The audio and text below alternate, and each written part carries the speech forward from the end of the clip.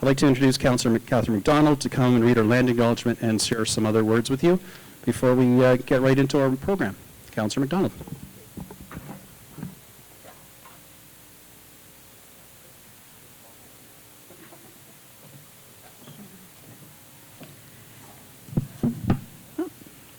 Good evening. The town of Midland recognizes that it is located on land which is traditional and treaty territory of the Anishinaabe people, now known as the Chippewa Tri-Council, comprised of Beausoleil First Nation, Rama First Nation, and Georgina Island First Nation. This territory is within the Pre-Confederation Treaty 5 and Treaty 16 and included within the William Treaties of 1923.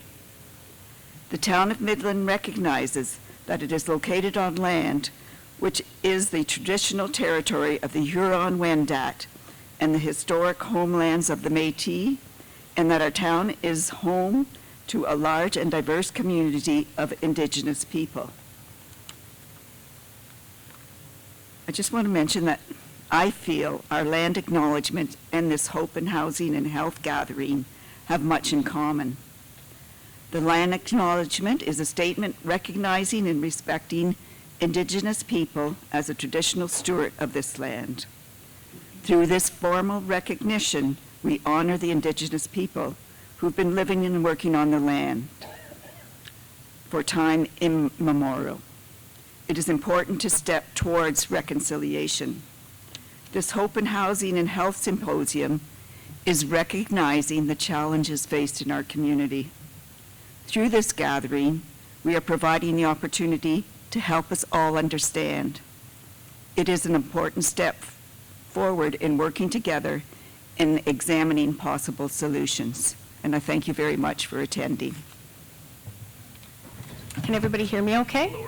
Okay, thank you. Thank you. Okay, so Brittany, there you are. The first slide, please. So I'm going to talk tonight about the cost of poverty and household food insecurity. Next slide, please. This slide just presents a brief overview about what I'm going to be talking about with you this evening. We're going to talk about what poverty is, review some of the Midland statistics, and talk about household food insecurity and some of the things that we might be able to do to deal with this very complex issue. Next slide, please.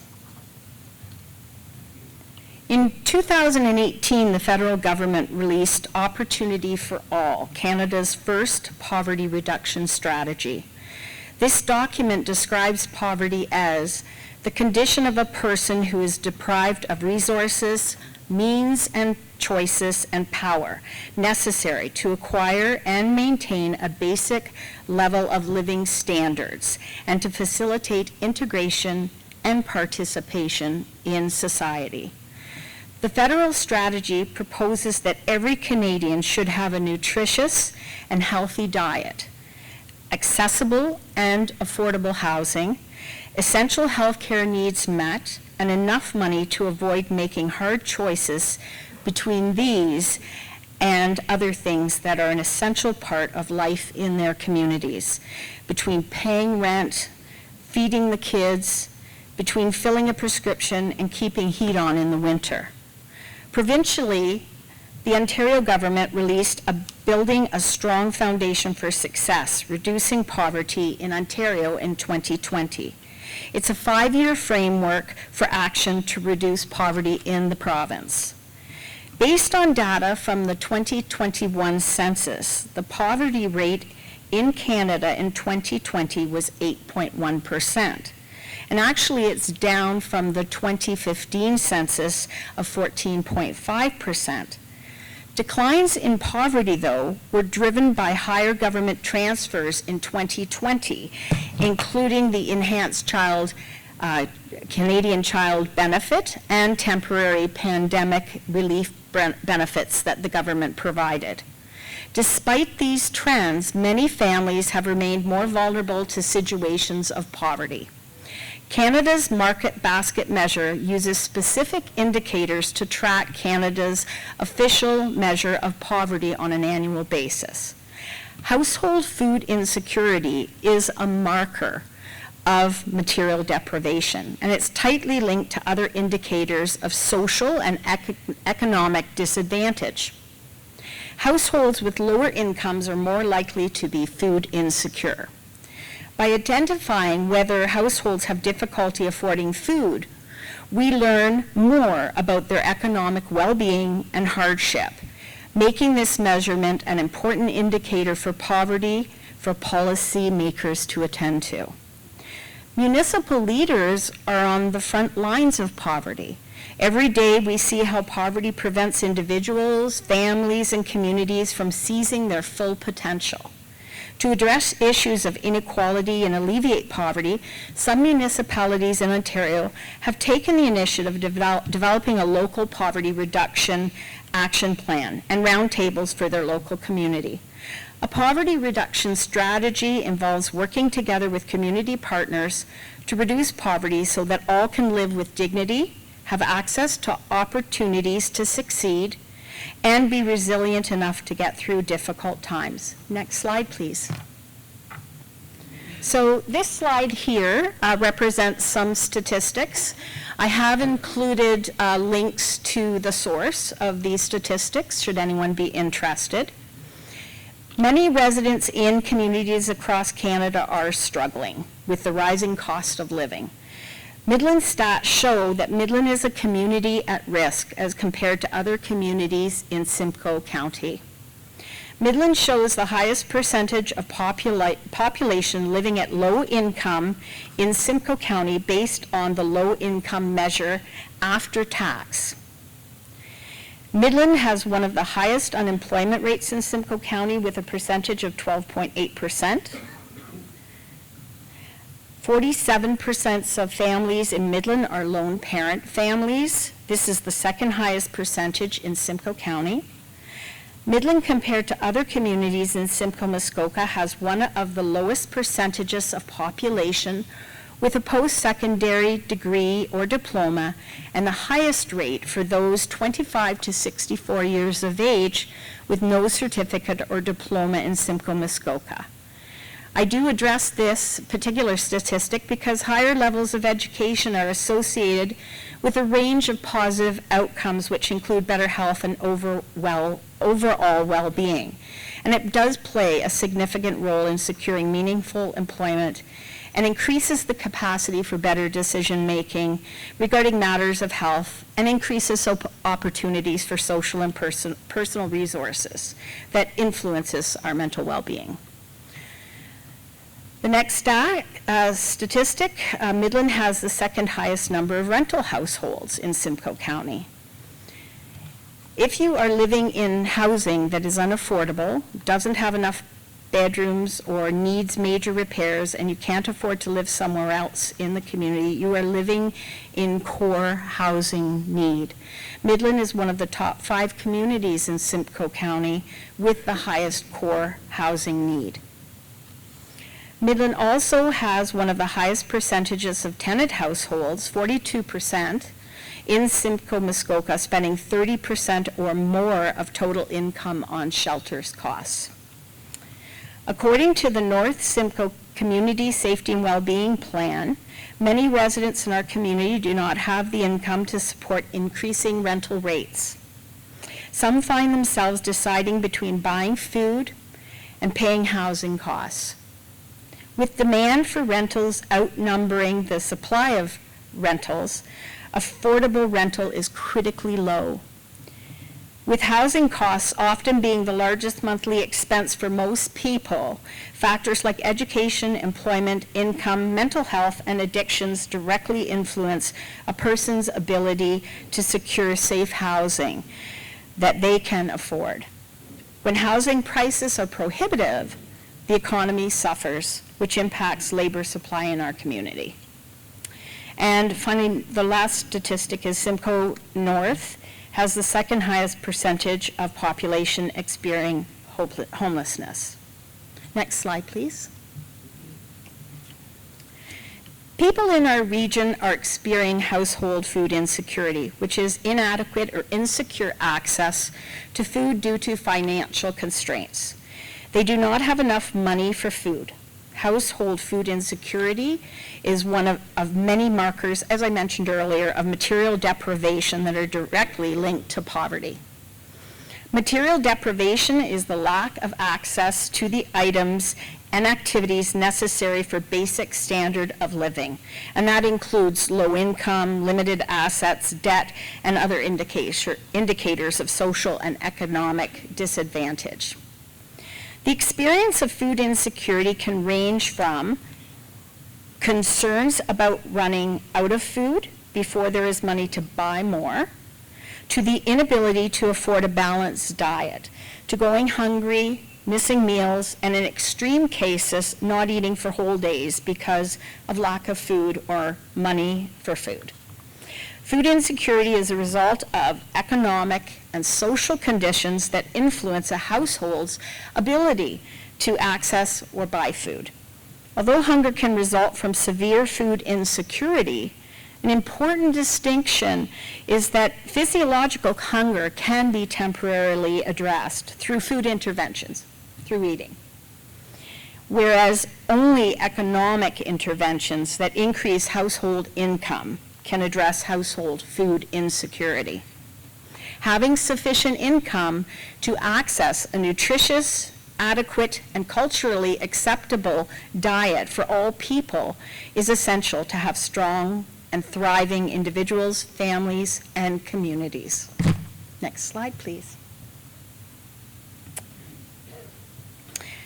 The Ontario Nutritious Food Basket is a standardized survey tool used by Ontario's local public health units to monitor both accessibility and affordability of foods by comparing the cost of food to individual and family incomes.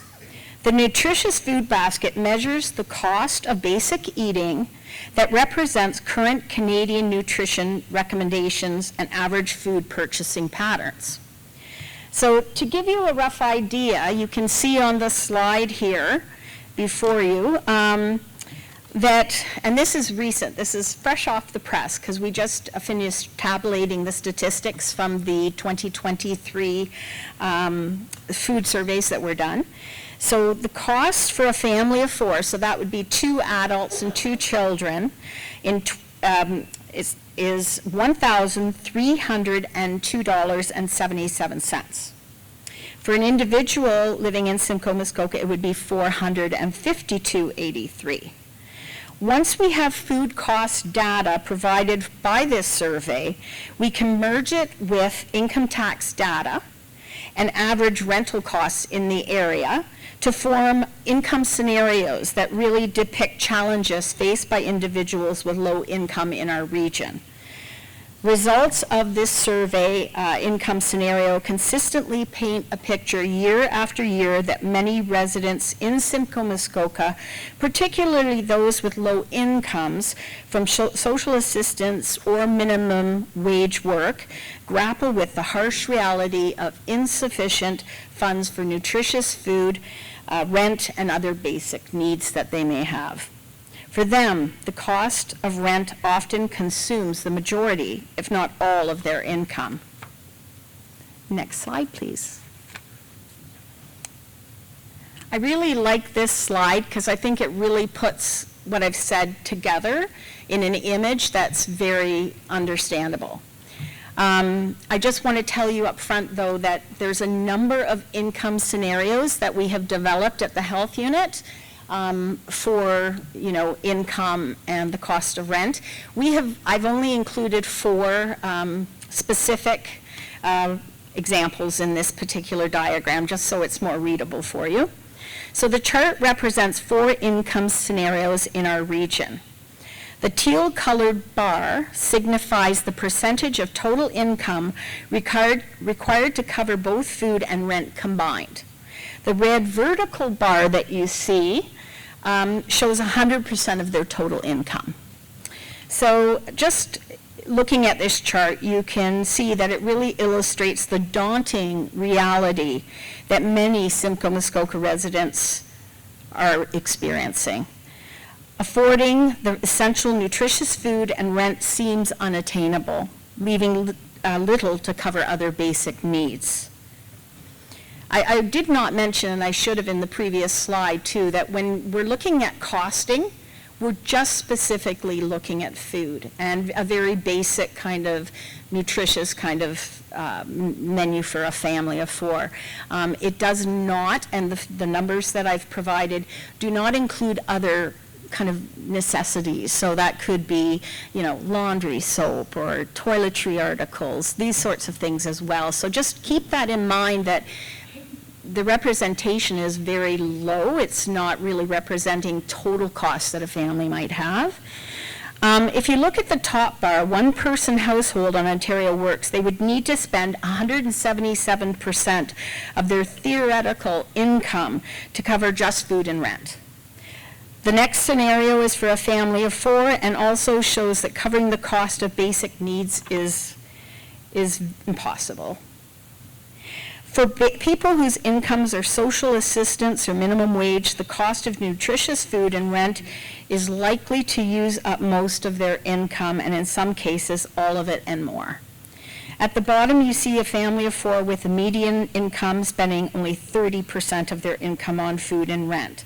This allows the family to cover the costs and still have income remaining for many of the other basic needs that a family may have. If you do wish to access some of the other income scenarios that I mentioned we have, these statistics are on the Health Unit's Health Stats website, just so you're aware. Next slide, please. Increases in the cost of living means we're all feeling the pinch. But for families living in poverty, making decisions to spend money on food, housing, and other basic needs is a daily struggle. Limited financial resources hinder access to essentials like clothing, medications, childcare, transportation, and other specialized dietary needs individuals may have. When there's not enough money, food gets cut first, and money is prioritized to pay for housing or other fixed expenses. We know that families who struggle with food insecurity are also struggling with other costs. Just keep in mind, a typical family with children. Children grow very rapidly, and each year they might need a new winter coat. They might need a new pair of shoes. And then again, there's things like recreational activities for members of the family, arts, community programs. They may not seem essential, but certainly they're very important to a child's growth and development to participate in some of these activities. And so having extra money to pay for these can be really out of reach for many families. And transportation is another critical, often overlooked need. And transportation is not just about convenience. It's essential for getting to grocery stores, for getting to medical appointments, getting to work, getting to other programs or services that you might require. So the other piece with, I think in our area specifically, is we have people that live in rural areas. So if they don't have access to transportation, that really cuts out their ability to have those social connections with other people in the community. So it really could be a challenge. Households often find themselves having difficulty making decisions that extend well beyond dietary decisions. Compromises are made which make up a range of tough scenarios. Households often allocate funds from their food budget to cover other essential needs. So dietary needs seem to be the first to go. These examples illustrate the multifaceted challenges faced by food insecure households, underscoring the broader link to poverty and material deprivation and the impact on overall well-being. Next slide, please. 1 in 3 households in Simcoe Muskoka experienced some level of household food insecurity in 2023, compared with 1 in 4 for Ontario. Food insecurity in 2023 was significantly higher, both locally and provincially, compared to the previous 4 years. The difficult reality is evident. Food insecurity is worsening locally. Food insecurity remains a large and persistent problem across Canada. The estimates for 223 are the highest and almost 20 years after 20 years of monitoring. So we're seeing across Canada that the stats are high.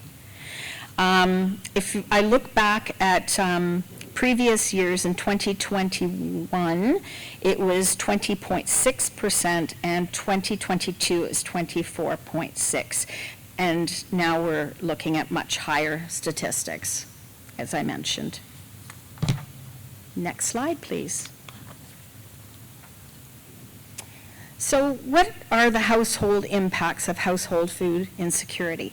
Household food insecurity has serious consequences for individuals, for individual mental and physical health. For example, youth living in food insecure households are more likely to report having fair to poor mental health, a mood or anxiety disorder, or emotional distress compared to their peers that live in food secure households. Individuals experiencing severe food insecurity are 1.4 times more likely to die prematurely than individuals who are food secure. And rates of chronic health conditions such as diabetes, heart disease, depression generally increase with food insecurity as it worsens.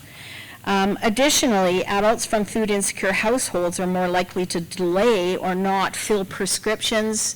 They may reduce their medication dose from what was prescribed. They might skip doses altogether to cope financially. And this can lead to or worsen health outcomes for these individuals. Of the estimated $155 billion spent on acute health care between 2011 and 2017, $6.2 billion is estimated to have been excess costs due to food insecurity. So there definitely is a link between this. The healthcare system usage and cost increase as food insecurity worsens. So evidence suggests that individuals experiencing food insecurity are more likely to visit the emergency department, be hospitalized in acute care, and stay in hospital longer than individuals that come from food secure homes. So really important thing to look at, how prevention can save money if we are able to prevent household food insecurity. It also affects educational outcomes because hunger and malnutrition impedes children's cognitive development, their concentration, their academic performance. Food insecurity perpetuates a cycle of poverty, hindering economic development and reducing community productivity. It can lead also to decreased social involvement, social isolation, and psychological distress as families experience chronic stress and anxiety as they worry about when they're going to have their next meal. So addressing household food insecurity and financial strain can reduce health inequities that impact individuals and society. Reducing inequities can increase the number of individuals who have the resources to contribute to and participate in positive change in our community. Next slide, please. So food insecurity is a problem of inadequate income that cannot be solved by providing charitable food. And I know that, charitable food definitely has its role. It is an emergency service. However, we have a long history of food charity in Canada, which has created a large network of non-profit food providers, but there has unfortunately not been a reduction in food insecurity rates. Food Banks Canada report, the Hunger Count 2024, Buckling Under Strain, is now available, and it's rather grim. It said in March 2024 there were 2 million visits to food banks in Canada, the highest number in history, representing 6% increase compared to 2023, and a 90% increase compared to 2019. So Our food banks are really heavily being accessed, and they are very challenged. Food charity programs can provide temporary food relief for some people, but they're not available or accessible for all individuals and families for several reasons. It could be geographical, like their ability to access the center.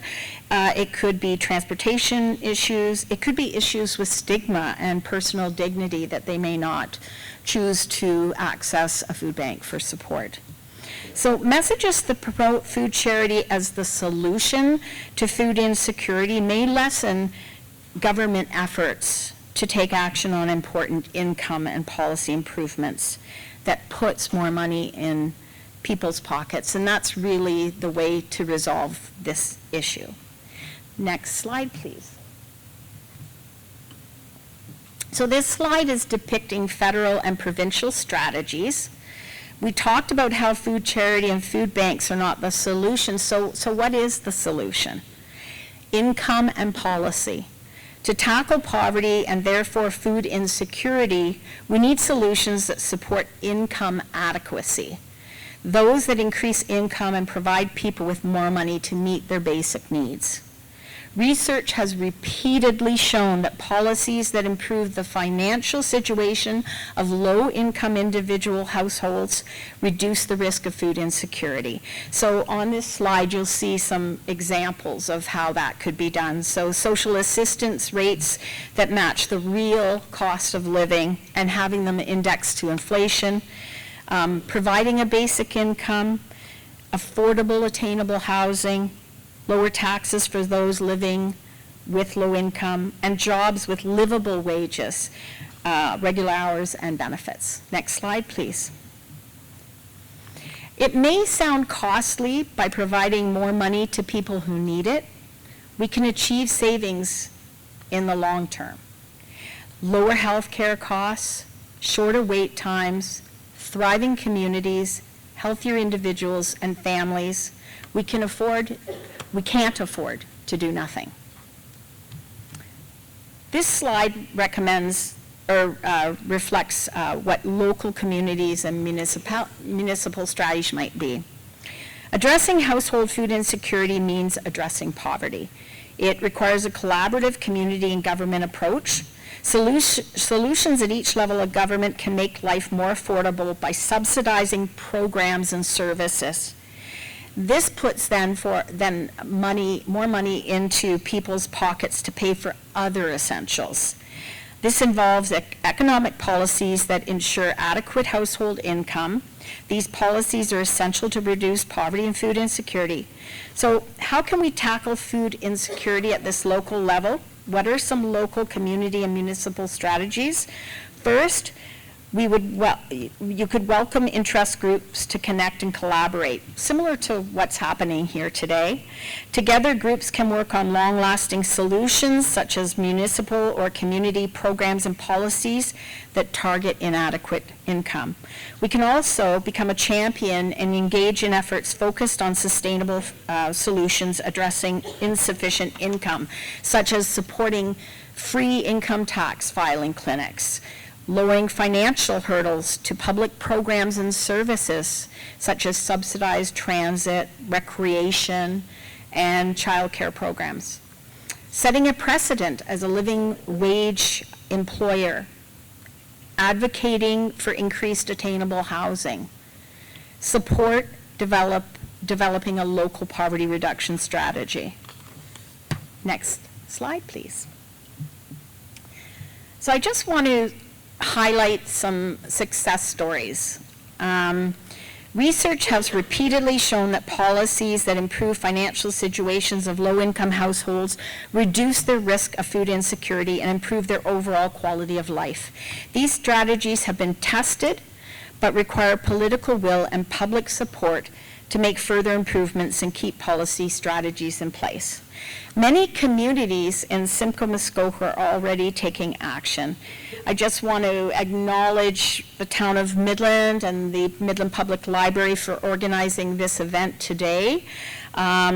It's events like this where we gather people together, service providers and community, to discuss local challenges and discuss potential strategies to deal with some of these challenges. So applaud our local community for this. Some other examples, the city of Orillia, our neighbor, is recently, they're developing a municipal poverty reduction strategy. It's very exciting. They're partnering with Lakehead University and have master's students supporting this project. So that's another great success story locally. Our neighbor Penetanguishene, the recreation department has subsidized recreational programs for members of the community who otherwise can't afford to participate in recreation. And we know recreation is very important for our health as well. Another thing that could be done is different communities have sent letters to provincial and federal government that support the initiative of looking at income solutions. The other piece is adopting living wage by local employers so that people can afford to take care of their basic needs through their employment. We do actually have 4 certified living wage employers here in Midland. Test Batch Breweries, Service Master, B. Frank, and Quest Art Gallery have all certified themselves. That's not to say that there are not other employers in our town who are providing a living wage, but these are organizations that have deemed it to be important to be certified as such because it sends a message. Some individuals and communities, as I said already, have sent letters. I wanted just to point out that what I did bring today, and on the table over here that has the blue tablecloth, it's an example letter that individuals can send to their MP or their MPP to advocate for some of the changes that I've recommended today. Next slide, please. And just a little bit about what the health unit's doing. Annually, we're monitoring food affordability, household food insecurity rates.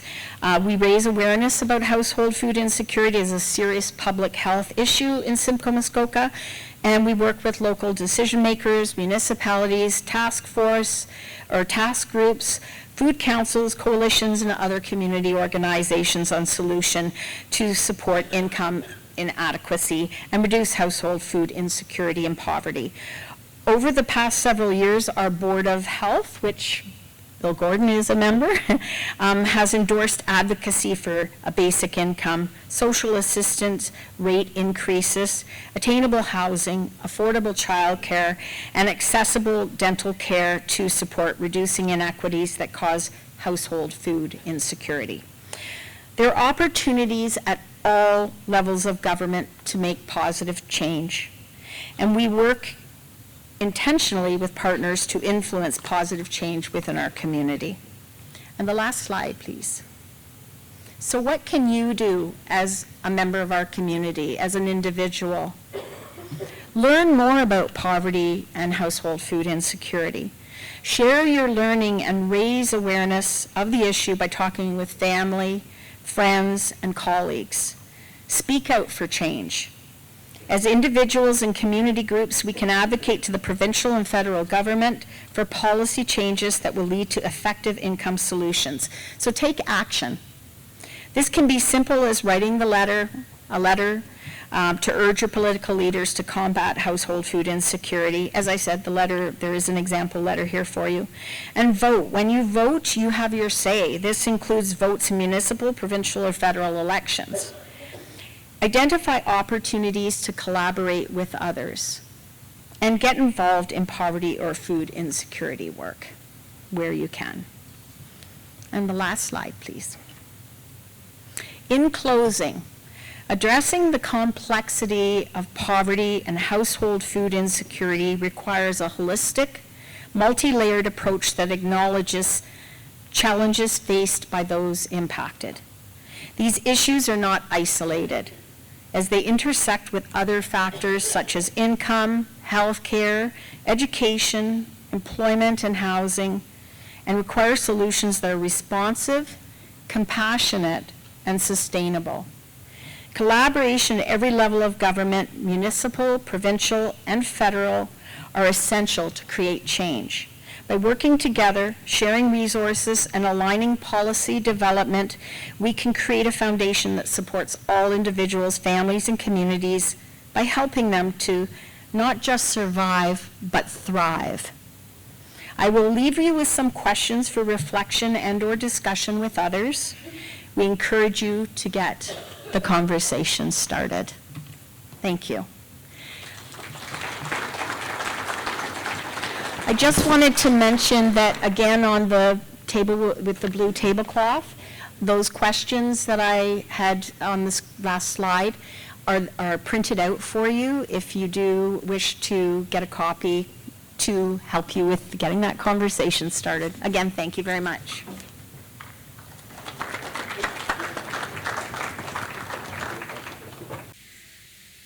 And we are live, so welcome back, everybody. I'd like to introduce our panelists. Thank you very much for coming tonight. From the Ontario Provincial Police, I'll start on my side here. I have Staff Sergeant Christina Schroeder. And from the Waypoint Center for Mental Health, Jamie Charlebois. From the County of Simcoe, Mina Fayez-Bagat. From Chigabit Community Health Center, Suzanne Marshall. From the Guest House Shelter, we have Rosemary Sykes. And from Salvation Army, we have our Wonder Outreach worker, Angela Taylor, who you saw in the video earlier.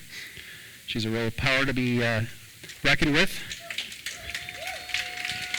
We need about 3 or 4 more of her, so as soon as we get the cloning technology worked out. And from the Simcoe Muskoka District Health Unit, Christine Sanama. And from Empower Simcoe, which if you don't know what Empower Simcoe is, you're going to learn tonight. They're an amazing organization. Michelle McKelvery.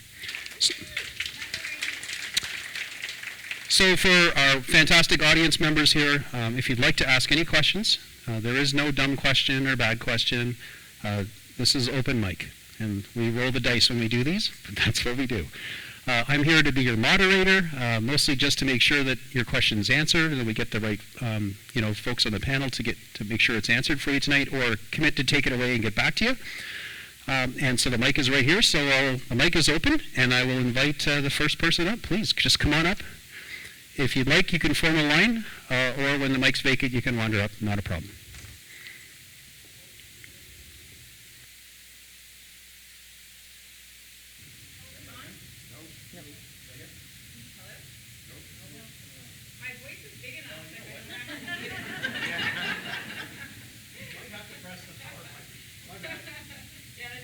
You.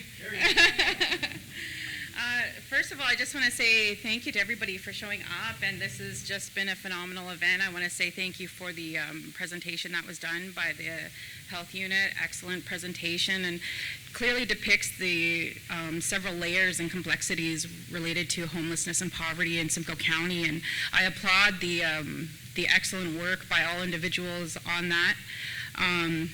Also, I want to say thank you to the town of Midland for hosting this. This is the first time that I've had an opportunity to come here.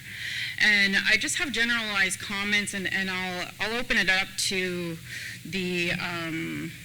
our panelists to maybe make some reflections on this. My name is Vicki Maneg, and I am a member of Bosley First Nation, a former council member of Bosley First Nation. I do not consent to the use of my image anywhere, by the way, or pictures, but you can record what I'm about to say.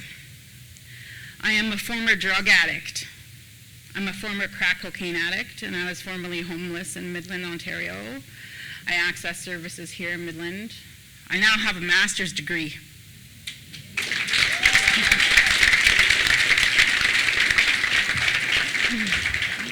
I'm a business owner in Midland, Ontario, and I share the concerns of many of my peers in this room tonight with regards to community safety and community wellness and hope.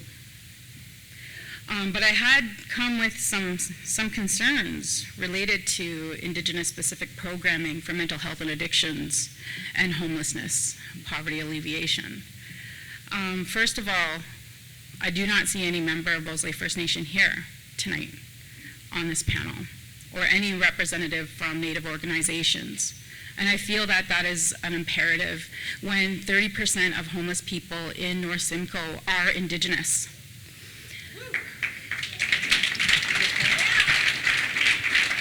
Further to that, social sciences and humanities research calls upon people who are researching Indigenous peoples to actually include Indigenous peoples within their data and within the actual research design.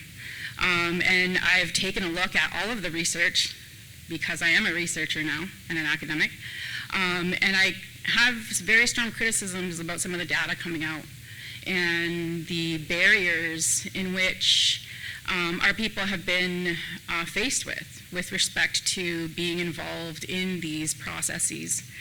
And so that, to me, represents a major discrepancy in any of the data that might come forward, especially with respect to Indigenous peoples. Indigenous peoples have been faced with child-targeted assimilation policies such as child welfare, known as the 60 scoop, which my community has been devastatedly affected by. The Indian residential school system, the Indian day school system.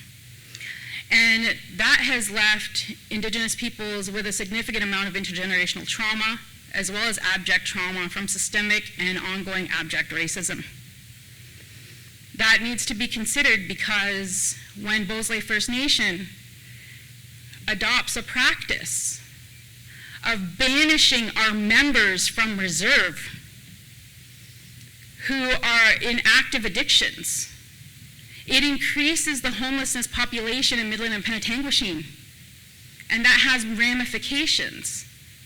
So I know that Bosley First Nation has, the Anishinaabe Police Service have an MOU with the OPP with respect to this. I know because I also chaired the Hope and Healing strategy at Bosley First Nation, which Chigamik was a part of, and other community partners such as Waypoint.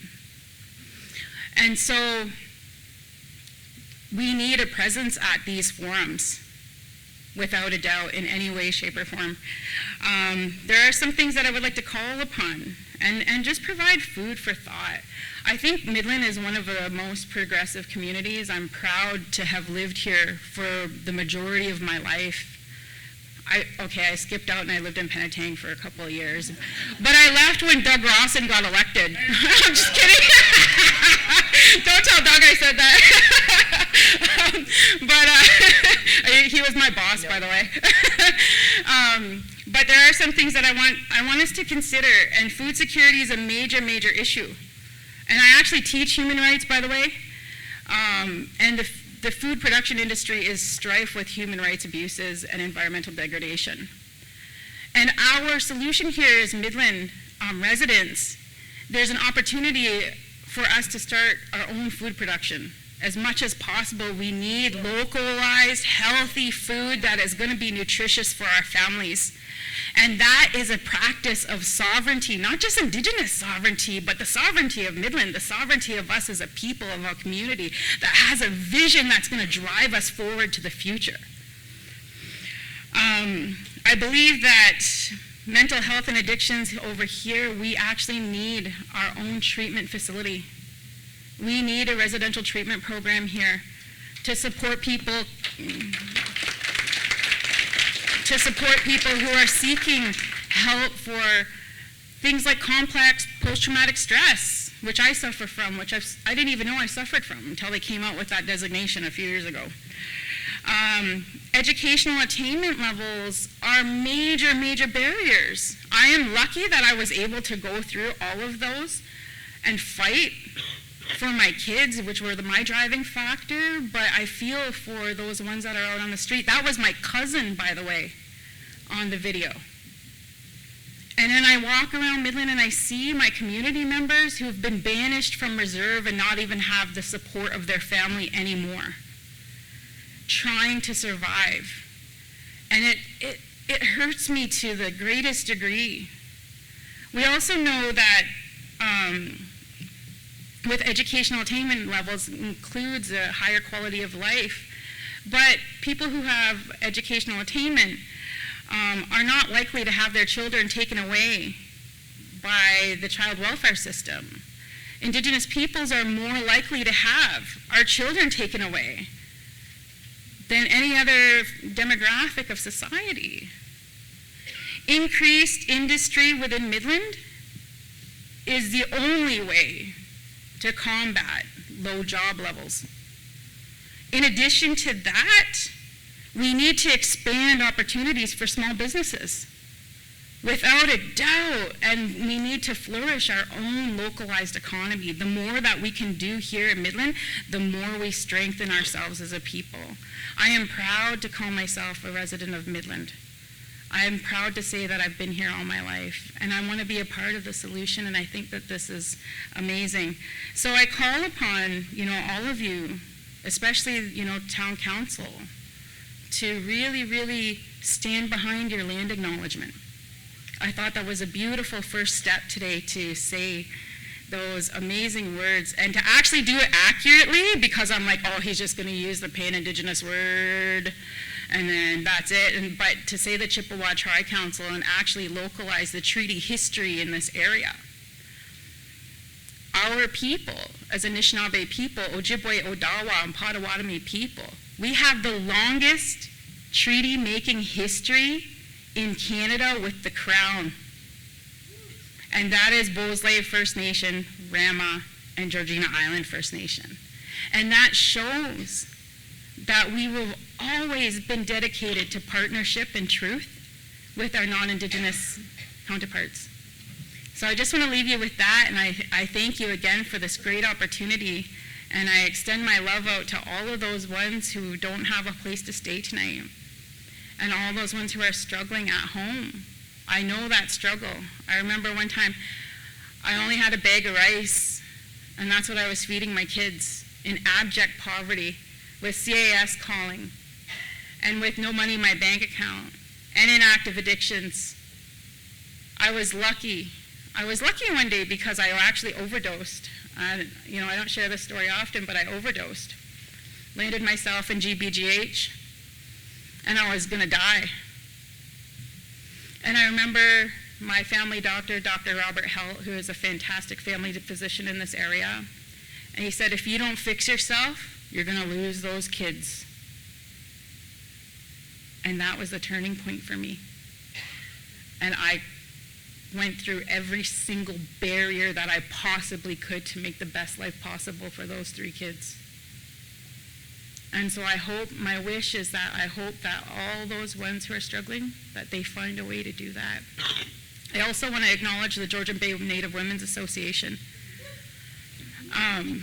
for the phenomenal and transformative work that they do.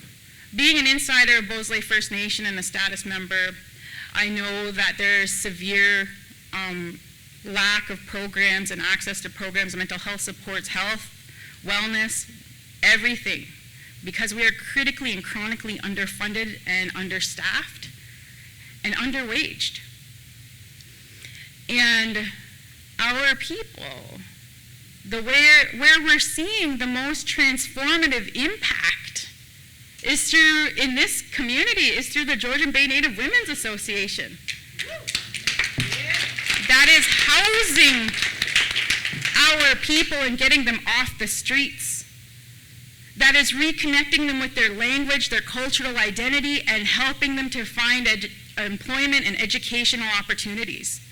And they should rightfully be here up on the front stage.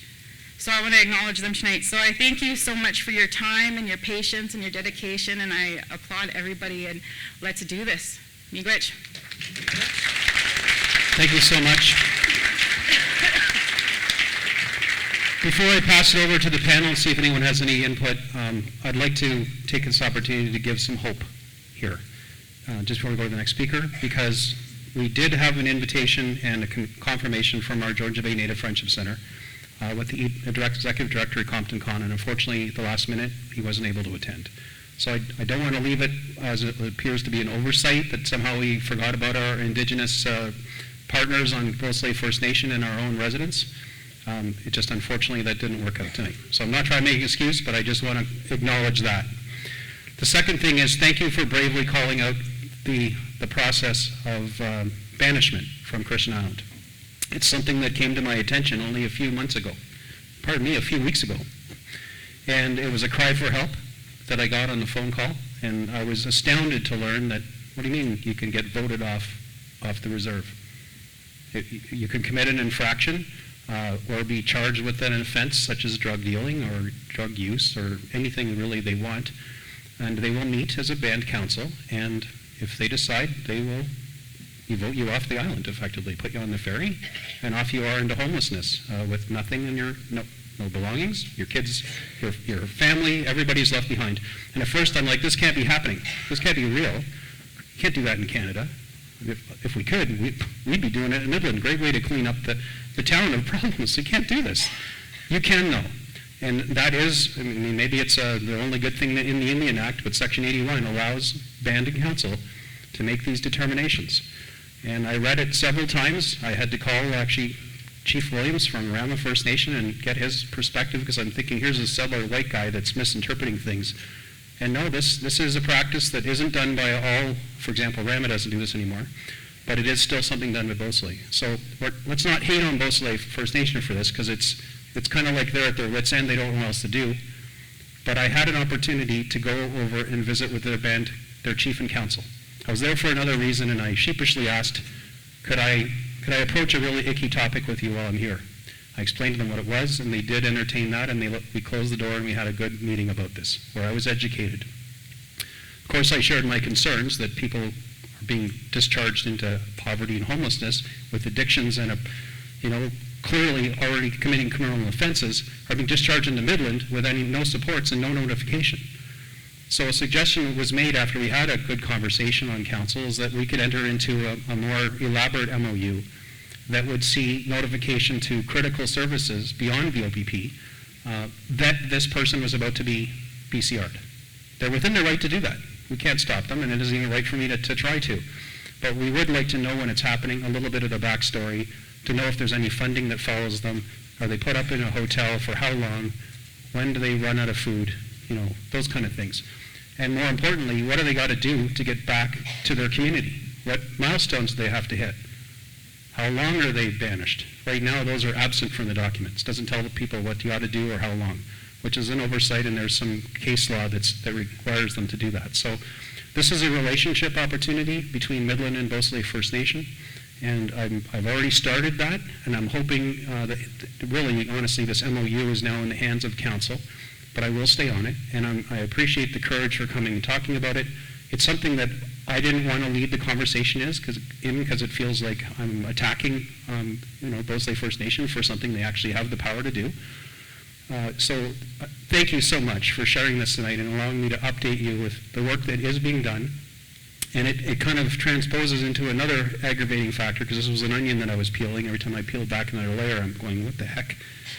Barrie Native Friendship Center has a bail program, and they will sponsor and bail people out acting as a surety. And one of the pledges is that you're going to supervise them and keep them out of trouble and make sure they come to their court dates. But there's no handoff to Midland, so they'll sign some out in Barrie where the courthouse is, and they'll be released back to the community here in Midland with conditions and no supervision. No realistic supervision, because the overworked worker in Barrie has no capacity to actually supervise people here. So there's some things that are broken in the system. So I've been talking to Compton at the Native Friendship Center in Midland to find out what can we do to try and connect the dots. And I don't want to be the white guy coming in and trying to save things. I just want to know what can I do to help, because our community is suffering as a result, and so are the residents. So I just want to give you some hope that this is not a surprise. I'm aware of it. I've shared it intimately with council, not all the details. You're getting some of it tonight a bit more elaborately. But I just want to let you know I hear you, and we're working on this, and we're going to do what we can. But we can't stop this practice. So just a little backstory on the BCR process. Is there anybody up on the stage that wanted to fill in the blanks? Are you aware of this process? Are you aware of any additional supports? Do you get notifications when someone is basically given a couple hours to get off the island with nothing but the clothes on their back? Or are you learning about this for the first time tonight?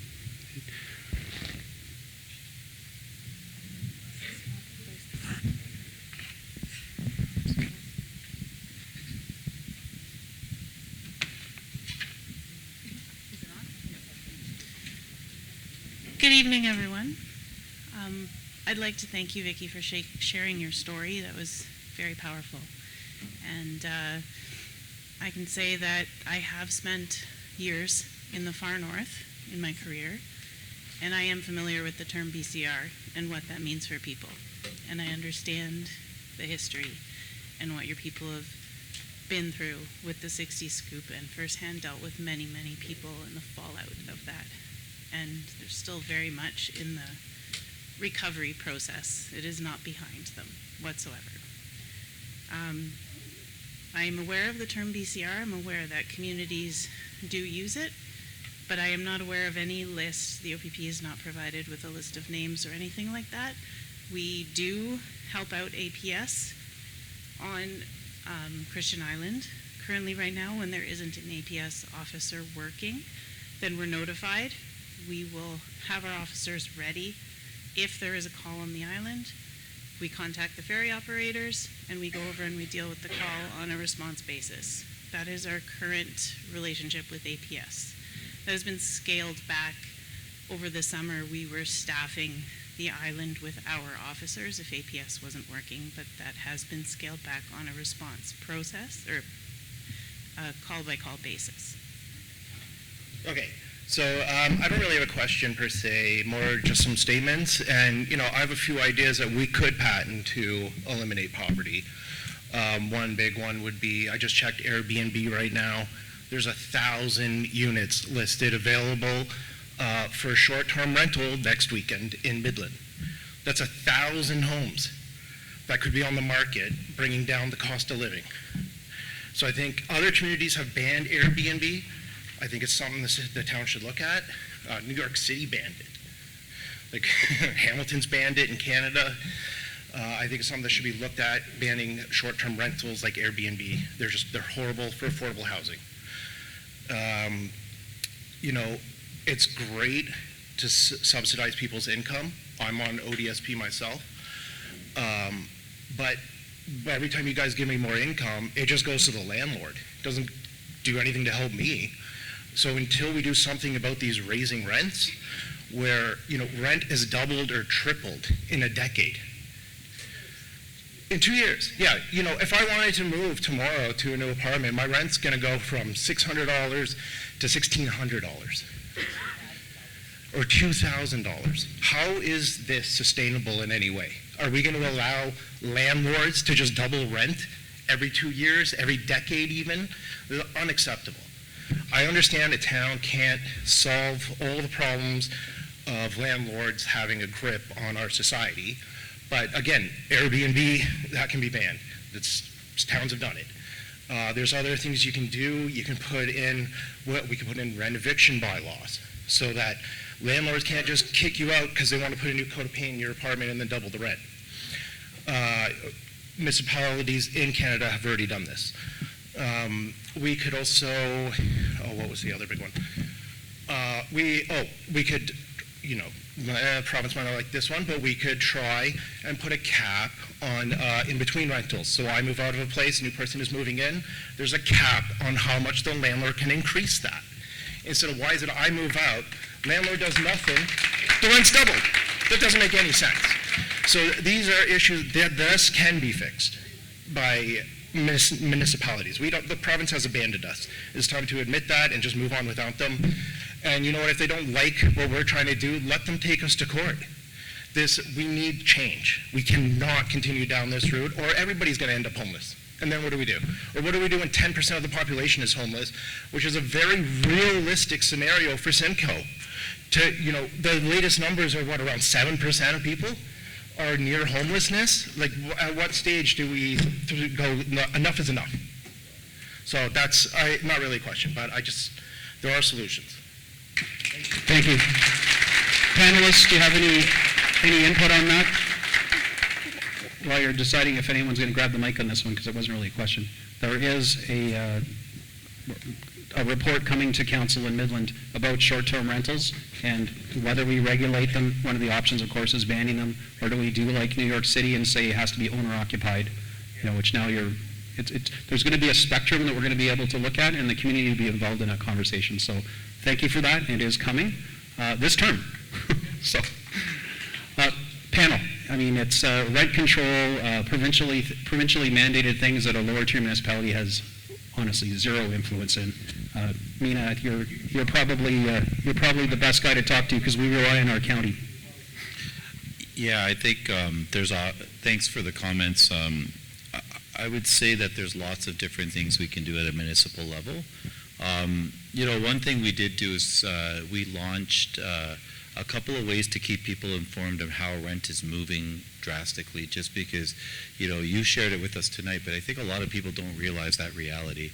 So if you go to open.simco.ca, we have something called a rent aggregator. It gives you live time data on the average market rent being asked in public right now in Midland. So you can sort by your town, and it'll tell you how much for a one-bedroom. So as of October 31st, it was $1,400 is the average being posted right now for a one or a bachelor. No.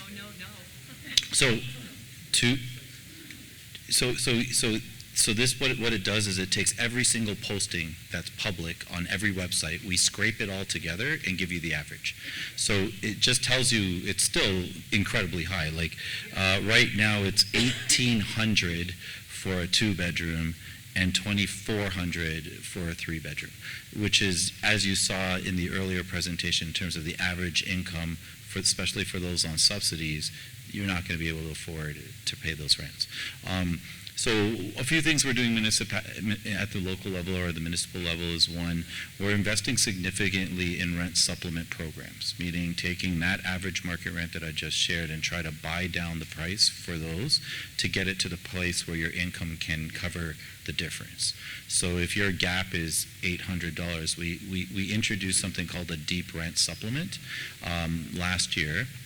And just to tell you the reality of it, we put it out within, I think it was 2 months, 162 households secured that rent supplement in 2 months.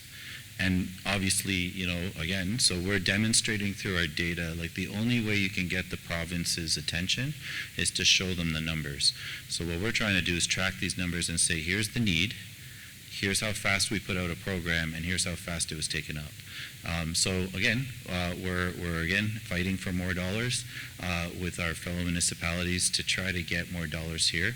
A couple of pieces of good news, just so that we can not all be depressed going home tonight. Last night we just got news from the federal government. We got an increase in our federal funding for homelessness and our Reaching Home funding, which was facing an 85% cut. And so we were fighting for the last 2 years to not have that cut happen, and in result of our data, we were able to demonstrate that we needed more than what we were receiving, and we got it. So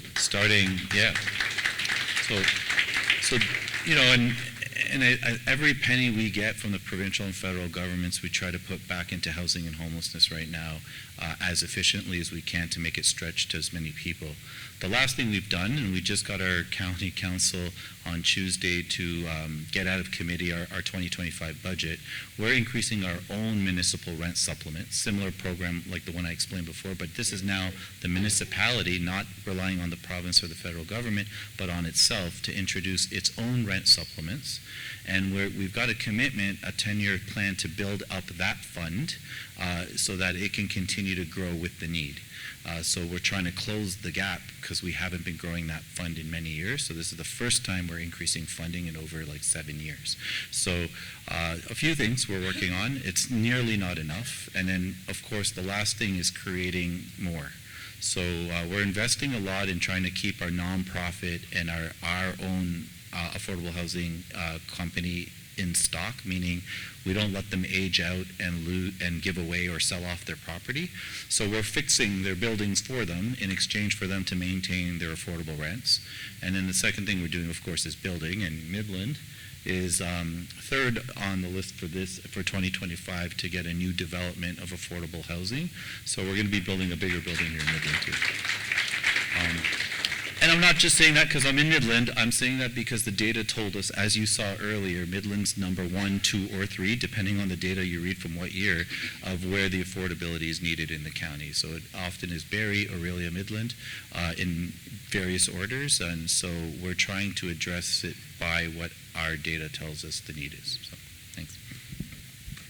Thank you, Mina. And if somebody wanted to avail themselves of this rent supplement, what's the best path of contact? 211, or is there Yes. another? Yeah, okay. Call 211. If you're in need of shelter support, outreach support, housing help support, you call 211 and they'll refer you to the right agency in your location. But right down this row here is a lot of our funded agencies. So Empower Simcoe, our Ontario Works offices, if you need first and last month rent or housing retention help, shelter support, outreach. But 211 is the fastest way to, so you don't have to search each organization and what they do or don't do in your community. Just call 211 and they'll help you navigate it. Awesome, thanks. Next. Hi, I'm Debbie. Some of you may recognize me from the news, but that's not why I'm here. I'm here because I was made homeless this summer because of a very bad situation in a home I had no idea was there, and a landlord who was just on caring. I have tried to find affordable, but the word should be attainable, housing in Midland, Aurelia, Barrie, Wasaga Beach, Collingwood, because I have caregivers. Now, the only place my caregivers don't see me is Aurelia. And I was offered a house, or an apartment, I shouldn't say a house, an apartment in Aurelia, and it was $1,400 a month. It's a new Simcoe County build, plus utilities. And when I asked how much it would be then next year, because it's a new build, and Doug Ford introduced a rent over law that is any new building built as of his first day in his office of November the 15th of 2018, any new build, apartment, house, or new renovation, the landlords can increase the rent every year as much as they feel like it. They have gotten greedy, and that's our problem here in Midland and in Simcoe County. If you look on Facebook, anybody want to pull it up on their phone and just look, any one-bedroom or two-bedroom in Midland right now is not $1,400 average. It's $1,800 and more for a one-bedroom, okay? And they are scams, and they have taken advantage, because if you look at the seller's details on those Facebook pages, and everybody on Facebook knows how to do this, right? And I'm trying to keep my emotions in check because I'm very sick. But if you look at the seller details, 95% of those people live in Toronto who are renting these places here in Midland and charging almost $2,000 a month. That is our problem. They are charging Toronto prices in Midland right now, and they expect us, renters and people who are on fixed incomes, to be paying those prices as if we were living in Toronto. It's not right, it's not fair. Why can we not institute the same kind of rule that Toronto did for absentee landlords? People who live in Toronto, who are renting their houses here, who don't live in Midland, should be paying more taxes, and we would have more funding, right, for housing. Why don't we try to do something like that and make a big play on it? Does this make sense? And why do we let them get away with these prices, right? Because we are desperate. We have no other choices. And we will do anything to have a roof over our heads. Can I say where I lived for a short time? I lived in my garden shed for 10 days because I had no place to live. A lady whose dog I simply petted took me into her room, her extra room. But as of Friday next week, I'll be homeless again, and I'm not allowed to return to my shed because somebody complained about me living in there. And I have no other choices. I don't have any money. I'm paying rent at a house I can't live in because that's the law, and I won't break the law. But if rent was affordable, then maybe I could say to hell with that house and then get something, but I can't afford it. I'm a senior with CPP and old age security. I get $2,029 a month. $1,400 a month is not attainable for me to be able to afford to pay, because you have to pay your utilities, and I have to pay my prescriptions. My prescriptions are over $100 a month as a senior with the discounts. And then you've got your utilities. Just the internet and the cable to watch basic TV is $100. I have a dog that I have to feed besides myself. I'll feed her before myself. So how can $1,400 for my rent still leave me any money left over for anything? It doesn't. These rent prices from the Toronto people have to come down. You have to start enforcing them to pay more taxes. And then they will soon realize that it's not a money grab up here in Midland. So there. Thanks, Debbie. This is only partially related, but council is looking in this budget for a vacant building tax, much like has been done in Toronto. We're not sure of the legality of it yet, but we've tasked staff to tell us if we can do it. But I think it has to be the fact that they don't live in Midland. They should be paying more tax. Yep. Yep. And if they don't live in Simcoe County, they should be paying more tax. All right. It's a county thing. Now, Debbie, I know you had a chance to talk to Mina earlier, so is there anything else you wanted to add sort of generally, Mina? I know you're trying to work with her to connect her to services. Oh, no. Just one point of clarification. We are not allowed to raise prices as public or nonprofit housing providers at the rate that the private sector does. So your rent wouldn't go up that way. Now, there are, like I said, different programs, and we're going to work together to find a solution, hopefully before next Friday. So, but in general, though, like if you find yourself or if you know someone that's in trouble, call 211 before it becomes like the night of type situation, and reach for the County of Simcoe's Housing Help program, and they'll point you in the right direction and then at least get you signed up and pre-qualified, things like that, so that you're not in a scramble when it gets really difficult. Yeah. Can I be public for a second? Debbie, could we just, Oh, sure. just because I know we got to line up here, if we have a chance to come back, please. And I know you're talking with Mina, and he's the guy. Like, he leads the department at the county. God bless them. Thanks for letting me butt in. Ute, please, the mic is yours. Well, most of us won't qualify for any kind of rental because with property management companies, you need to be earning 3 times the amount of rent. And as someone who works on minimum wage, that's never going to happen. And not only that, do I work on minimum wage. When minimum wage goes up, my employer cuts back my hours. So that's, I went from getting 39 hours a week because I can't work 40 hours a week at my employment to 14 hours a week. So I'm really running the risk of not being able to pay my own room rental if I'm not careful. We have options, Bill. We have options to change our bylaws. I think there's a lot of people in town with big backyards that could put up RVs in those backyards where people can lease electricity and water from their landlord and not be forced to live with their landlord.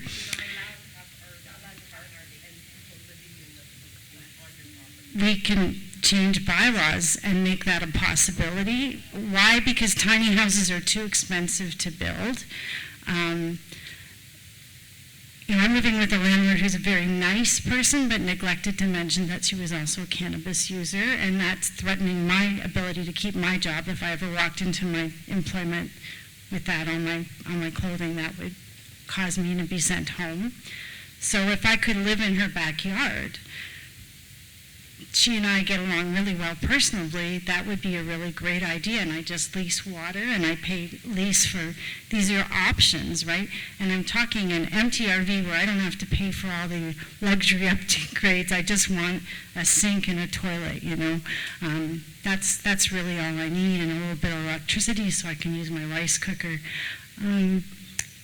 I think your story is very interesting because there's a lot of people living in sheds in Midland. A lot of family members are putting up their family members in garages. And that's not being documented. You realize that when you go canvassing door to door, when you run for office, you realize that people are living in rental situations where they're going in and out of the building is dangerous. It's not being kept up, We worry about what's going to happen when people living in $700,000 homes have to downsize, and we didn't build any apartment buildings for them to downsize into. We just kept building luxury neighborhoods over and over again in our municipality, and we did that for many council periods. Council did not build with downsizing in mind. And I downsized when my children moved out. I had to. I couldn't keep my house on a minimum wage income. So I sold my house before the bank took it back. But the reality is, what are we going to do if we don't build sustainable housing? That means someone like me, a single woman who prefers to live that way right now because it's safer than living with a partner who's abusive, a single woman like me can live in a bedroom suite with access to a bathroom, and that's enough space, but we're not building that, that kind of independent, safe living for people. I'm not talking about building houses for everybody. In fact, that's not sustainable for our nation. If everybody wants to live in mini mansions, we're going to be in big trouble. We just don't have the capacity for that. But building sustainable housing that's built like the model that we had in university, where everybody had their own bedroom with a lock on it and you shared a kitchen and a living room. We can do that, and we do have spaces in Midland that are potentially usable for that. We have some parking lots that could be addressed. We have options. I think about the Midland Drive-In, and it's 8 o'clock. We go to 8:30. There's more people behind you. Okay. If I could ask you to just, I know you could stand and share a lot of these realities with us, but in the interest of... But how do we get this to people, Bill? I've been talking about this I was talking about this last year too. I'm saying the same thing I said at the microphone. I've been told I just renewed my application for rent geared to income housing. I renew it every year like I'm supposed to. And at first I was told a 4-year waiting list, then a 7-year waiting list, and now a 10-year waiting list. That puts a lot of stress on human beings when you are saying, 10 years I have to now live in this room rental if I'm lucky, if I don't get evicted, because room renters have no rights, zippo, nada. You can be thrown out and be expected to leave within 24 hours. Okay, so there's a good one. It seems like Mina's getting all of these. Anybody else want to mic, feel free, but this is more in the county's hands because that housing and that list is managed by Mina and his team. Yeah, I think the first thing we have a garden and in-suite program that we've increased the cap to a $50,000 loan. So for those private homeowners that want to utilize their backyard and help out, they can apply for the county grant and help fund the development of a garden suite and then rent it out at an affordable rate. And that's one way we can create more affordable housing in communities that don't have intensification. We're also doing it ourselves. So in our community housing portfolio, we have 200 homes across the county. So in all of our backyards, we're going to be piloting in 2025 6 different developers of tiny homes or smaller in-suite units to see which ones are the most sustainable, who delivers the fastest, how easy is it to connect, what are the utility implications. So we're studying the best outcome. So we put out that call for proposal as well. So again, we want to intensify in the properties we own as well, whether it be apartment buildings with lots of land or backyards or single-family homes with large backyards.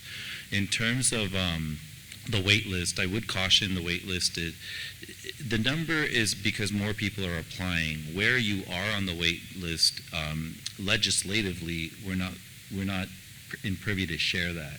But the way to reduce your time on a wait list is to apply for as many options across the county as possible. So for example, if you're picking 2 buildings and those 2 buildings only have 20 units, your wait will be considerably longer compared to picking 40 buildings and buildings that have larger units, because there's more turnover, or you're giving yourself more chance at turnover by expanding your selections.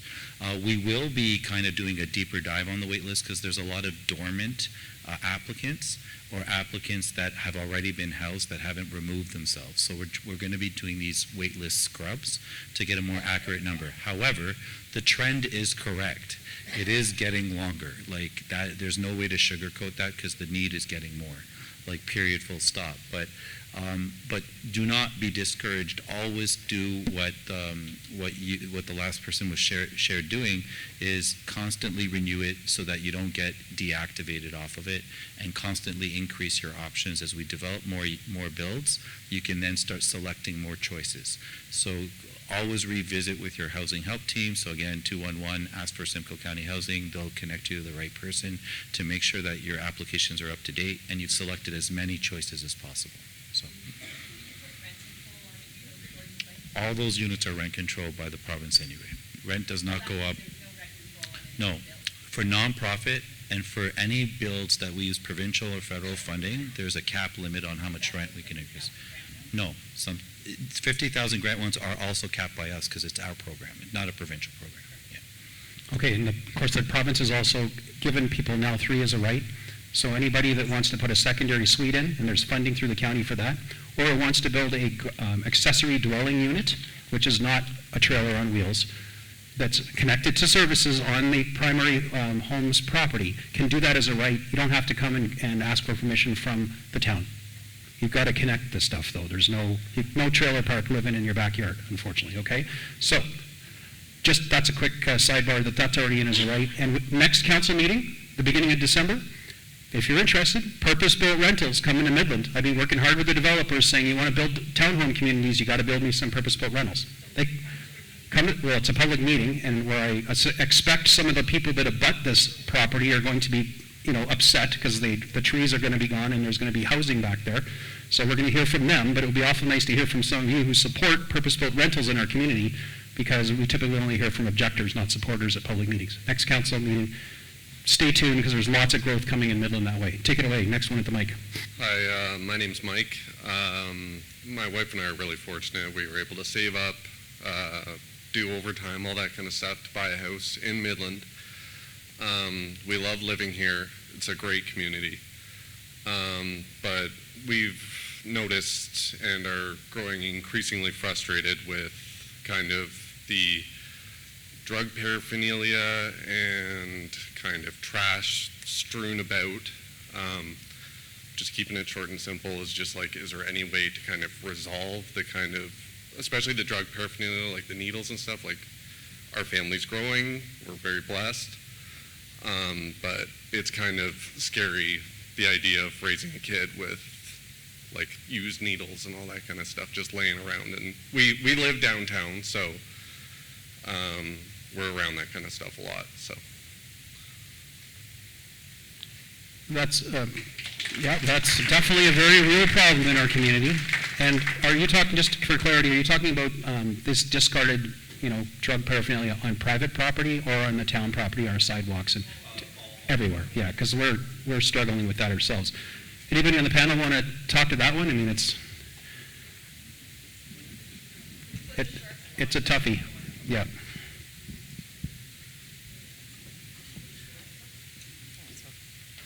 I agree that that's definitely an issue and a problem we have in our community. Probably most other communities have the same problem.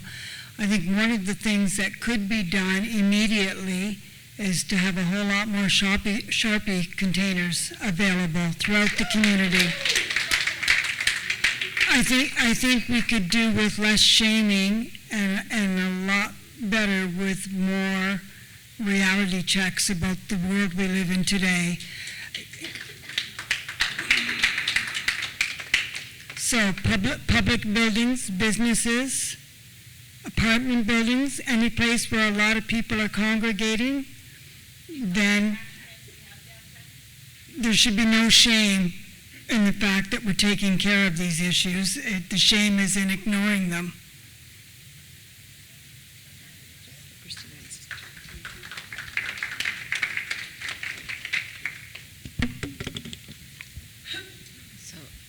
I'm Christine. I'm a public health nurse, and I work in the substance use and injury prevention program with the Simcoe Muskoka District Health Unit.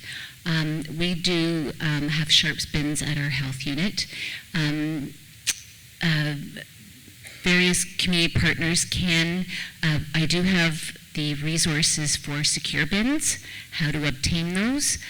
So if anybody would like to speak with me about that, if you would like that information, I do have information on that. On our website, we do have information. It's simcoemuskokahealth.org. And if you go on to topics and drugs, we do have information on safe disposal of equipment, what to do if you have a needle stick injury. We have provided to various agencies puncture-proof gloves, tongs for safe disposal of drug-using equipment. So if anybody would like to speak with me about that, I do have some information, or you can call our Health Connection number at 705-721-7520 and can get that information. Thank you so much.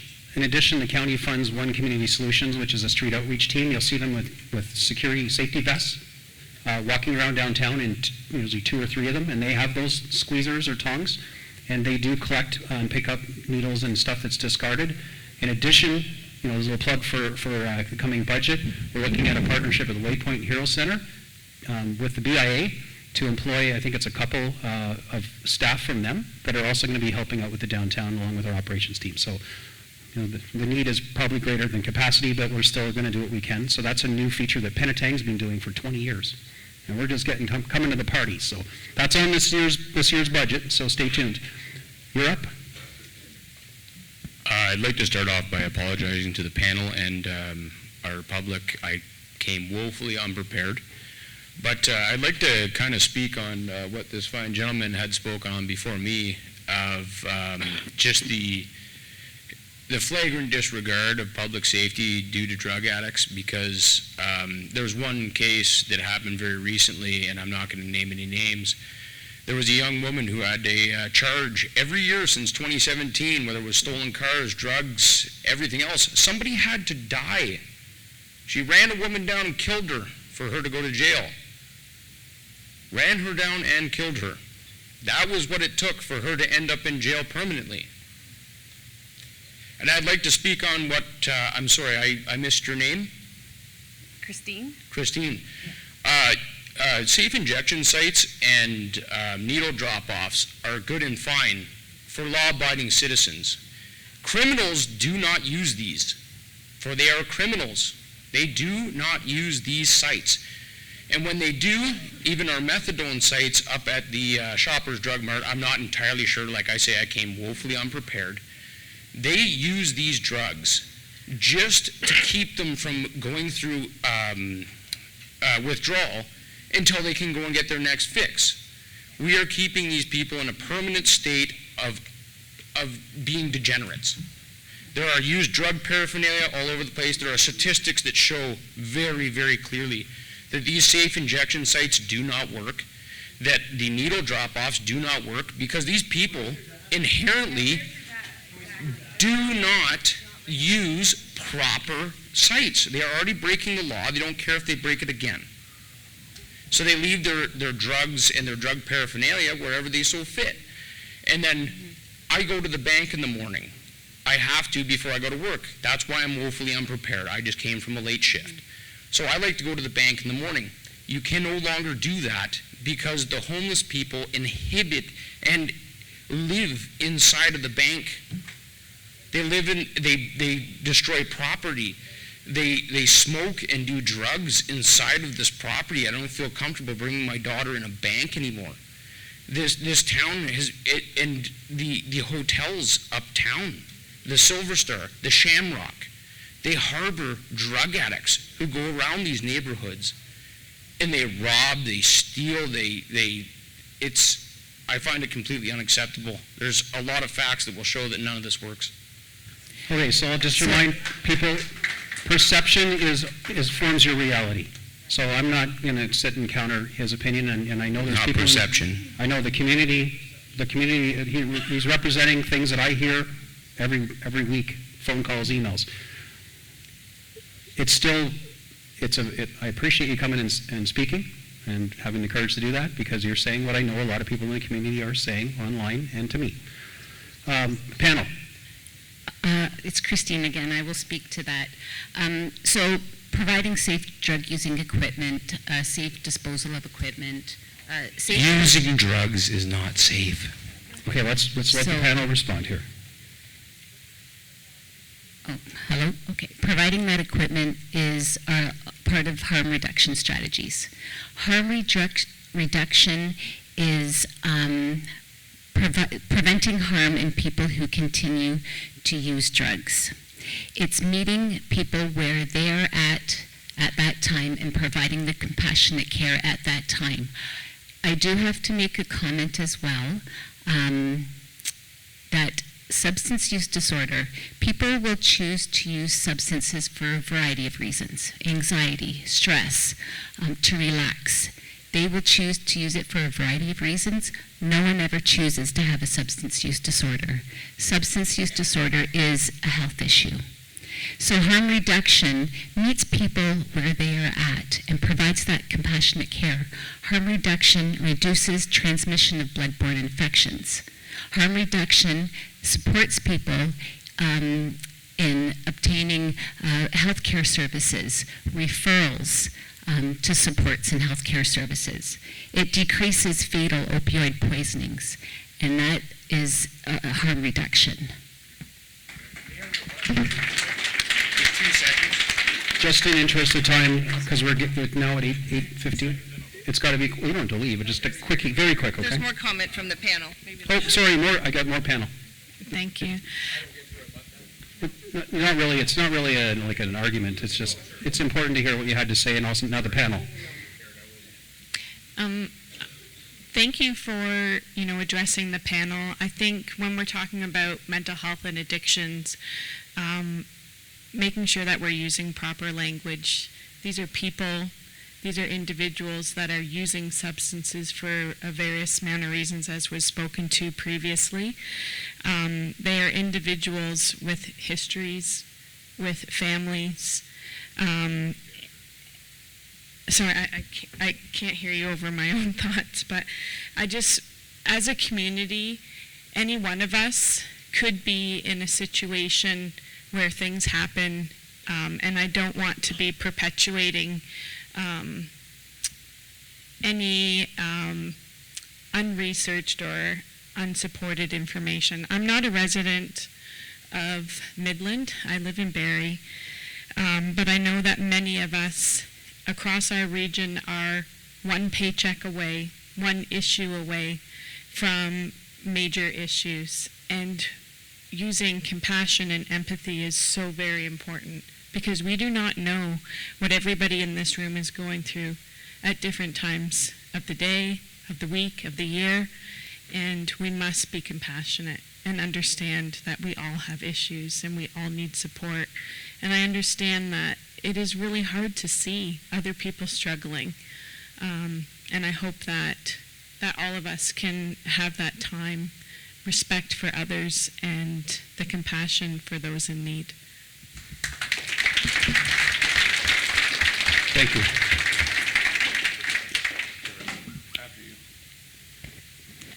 So I also live in the downtown area, and I've had a few incidents at my home. No potential break-ins, but I have had people come to my door, try and open them. I know just up the road, their car was broken into. We found homeless signs in our backyards. I just think that, I'm a taxpayer. I want to feel safe in my own home, in my community. I want to be able to walk the trail and not feel that I'm being harassed or in a place where I shouldn't be because there's tents set up and, there are people living there, and I'm not welcome to walk that trail because they make themselves aware that, hey, we live here, you're not welcome in this area, and I don't feel that that's appropriate. I agree with what the gentleman was saying about the rent. There is a lot of bad landlords out here. I have a brother-in-law that's on ODSP. He was living in an apartment, a very bad apartment. It had bugs. They were getting bug bites. It was uninhabitable. They were paying $1,600 a month, and as soon as they complained, they were served with an N5 to be evicted in 90 days. And unfortunately, the person, and I don't like to name drop, owns two businesses here in Midland and in Penetang that's been renting out these inhabitable apartments, and he was the one that evicted my brother-in-law, and I had to have him live in my garage. And that's not acceptable. They can't afford to eat. They have to eat out of the church boxes in Penetang to get by, and I don't think it's right. I think that's $1,600 a month, and it's full of bugs. And then when the tenant complains, they get evicted in 90 days because they said, "Well, my daughter's moving in," which was a complete lie. But what does the tenant? What can they do about it? Nothing. They can't. And now he doesn't have, credit. He doesn't. We tried to help get him an apartment. Nobody wanted to even let us co-sign. And we're both working people making a lot of money, and we couldn't even co-sign for my brother-in-law to vouch for him. So it's very difficult for people to be able to get an apartment because the rent is astronomical for a place that's not even fit to live in. I wouldn't let my dog live there. And, this lady, if she needs a place to stay, I have a room that you can rent. But I don't agree with the tents being set up all over the place. I don't agree with it. I want to feel safe. I pay a lot of money in property taxes to be able to walk the trails and enjoy. And I see, elderly ladies walking the trails, and, you smell things, and there's people cooking, and, they want to stay warm too. I get it. Nobody should have to live in a tent. I wouldn't want my own kids to live in a tent. But I came here because I understand. Everybody has a story. I get it. I'm only voicing from what I know and what I've seen firsthand. And I also don't feel safe in my own community. And I pay, to live here too. So, I came here tonight because I'm hoping that there is solutions for these problems. And like I said, I wasn't expecting to hear everything that I heard tonight. And it's surprising and sad and all that. And like I said, if she needs a place to live, I have a room. Thank you. All right, so panel, community safety, tent encampments, that might be the other stories, I think, echo what we've heard from other people, frustration about trying to find affordable places and how to rent. But maybe who would like to speak to the safety component and the encampment component? Because that's been in the news a lot lately, too. I can speak to the safety component. I would just like to point out that being homeless is not against the law. So as police officers, when we respond to a complaint about someone camping somewhere, or someone being on they have to live somewhere. So unless they're committing an offense, there is very little as a police officer that we are able to do. So now back to the example of people being in the bank vestibule. By all means, we respond to calls for service when we are called, and we will deal with them accordingly and apply the law accordingly. But it doesn't solve the root of the problem. The problem still exists. We drive away, and more people go right back into the bank vestibule. It's not a solution. So the solution is working together with all of the agencies we have up here as a community and working on that social development and putting other supports in place. So an interesting example I have, because a lot of people get frustrated and go, "Why don't you charge them?" And that's a comment heard a lot. But to lay a ticket for someone who's drunk in public or consuming alcohol in public or something along those lines, that is a ticket. And tickets really affect people who drive. So to ticket someone over and over again who is homeless, there's an example out of the city of Hamilton. So Hamilton, the city of Hamilton came up with a rapid intervention and support team. And our inspector has been trying to get them to come up here to give us a presentation so we can learn more about the concept. But it's a team of supports where they identify homeless in need and offer all of those services, right from addictions and substance abuse treatment, medical care, transitional housing, counseling, to get them back up to the level where they're able to be employed. So there was one male who was helped by this service and gained employment again and was able to work and was very, very grateful, but his job entailed driving. So he went to reapply and get his license renewed, and he could not because all of the accumulated unpaid fines were insurmountable to him. So it's not expecting police to come and lay a charge. Obviously, if there's a criminal charge that applies or a violent offense taking place, we are absolutely the correct resource to call in that time.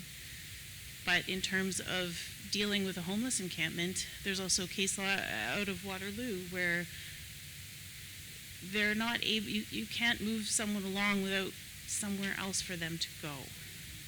Where else, I guarantee you're not going to like where they move to next, we'll get just as many calls there. Those people have to live somewhere. Thank you.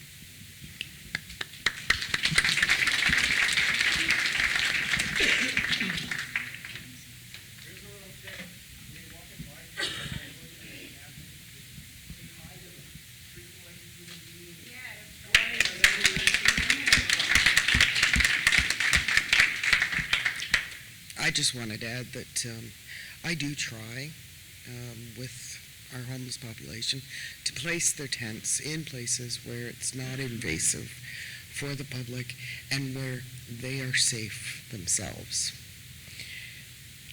And again, yes, everybody needs... Do you think they feel safe every single day living there? Okay. So, guys, we can't devolve into arguments about this here, but we can talk about this offline. Angela is one of our primary street outreach workers, and I know she works and goes into the encampments. I've called her several times about them, and does good work.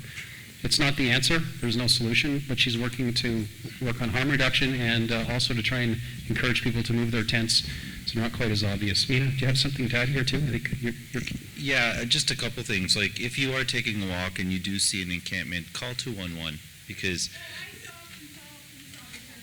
So I'm not asking you to call the police officer. I'm asking you to call 211 because the 211, our network of services for outreach and different types of outreach, whether it be Indigenous-based outreach, child-based, youth-based, or adult-based, it goes through 211.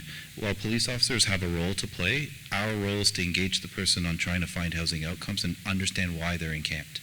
So I strongly urge you, like you've heard from our OPP partners, that it is not going to be, you're not going to arrest your way out of homelessness. Like that is not the solution. And it is not, we're not empowered to. We're not even empowered to disencamp someone who's living on public lands based on case law unless we have an adequate offer for them. In order to give them an adequate offer, we need to understand their needs and their story. And the only way to do that is there's so many outreach workers and so many eyes and not enough places to go. So if you see, I kind of encourage the public to become outreach workers by calling 211 and letting us know so we can go to find people where they're at. The second thing is that program out of Hamilton. So the county is working on an integrated outreach team program that does bring multiple services at the same time to the individual. And we've also put in for what they call a Heart Hub application, which is an application to try to stand up clinical care and supports for those who are ready for recovery. And then that results into supportive housing and ultimately permanent housing through like a continuum of care services. So we're trying to engage the province because we believe this is not just a homeless crisis, it's not an affordability crisis, it's a health crisis. So for us, these are the kind of the integrated ways we want to engage people who are living outside and try to bring them inside to get services that put them on a path to housing. So we put out our call for proposals. We're calling back all of our outreach contracts so that we can design an outreach program that can transport people, can offer them housing supplements when they're outside if they don't want to come inside, to end their time outside. Just there are things we can do. So, and for us as public and members of community, just call 211 when you see it so that we can then dispatch our outreach to make sure that we know about it and we understand that person's story. Thanks, Mia. And also, if it appears to be abandoned, the town does go in and clean up abandoned campsites with refuse and needles and things like that. We do that. So, okay, next, please. And we are at the 8:29 mark. Are you guys good to go a little overtime? I figured we would be. So, Some people still need to talk here, and I'm one of them. Everybody vote for Yeah. 15 more minutes? are we good to go until 9 o'clock? That's half an hour. Are you guys all right with that? I kind of figured this might run over time. Okay. Let's move it right along, and we'll try and have more questions. Okay, I'll try to be quick. My name's Sabrina, I'm somebody who you would call a criminal, and I'm cross-addicted, and I have a dual diagnosis, okay? I am in recovery right now. I've been sober for 8 months.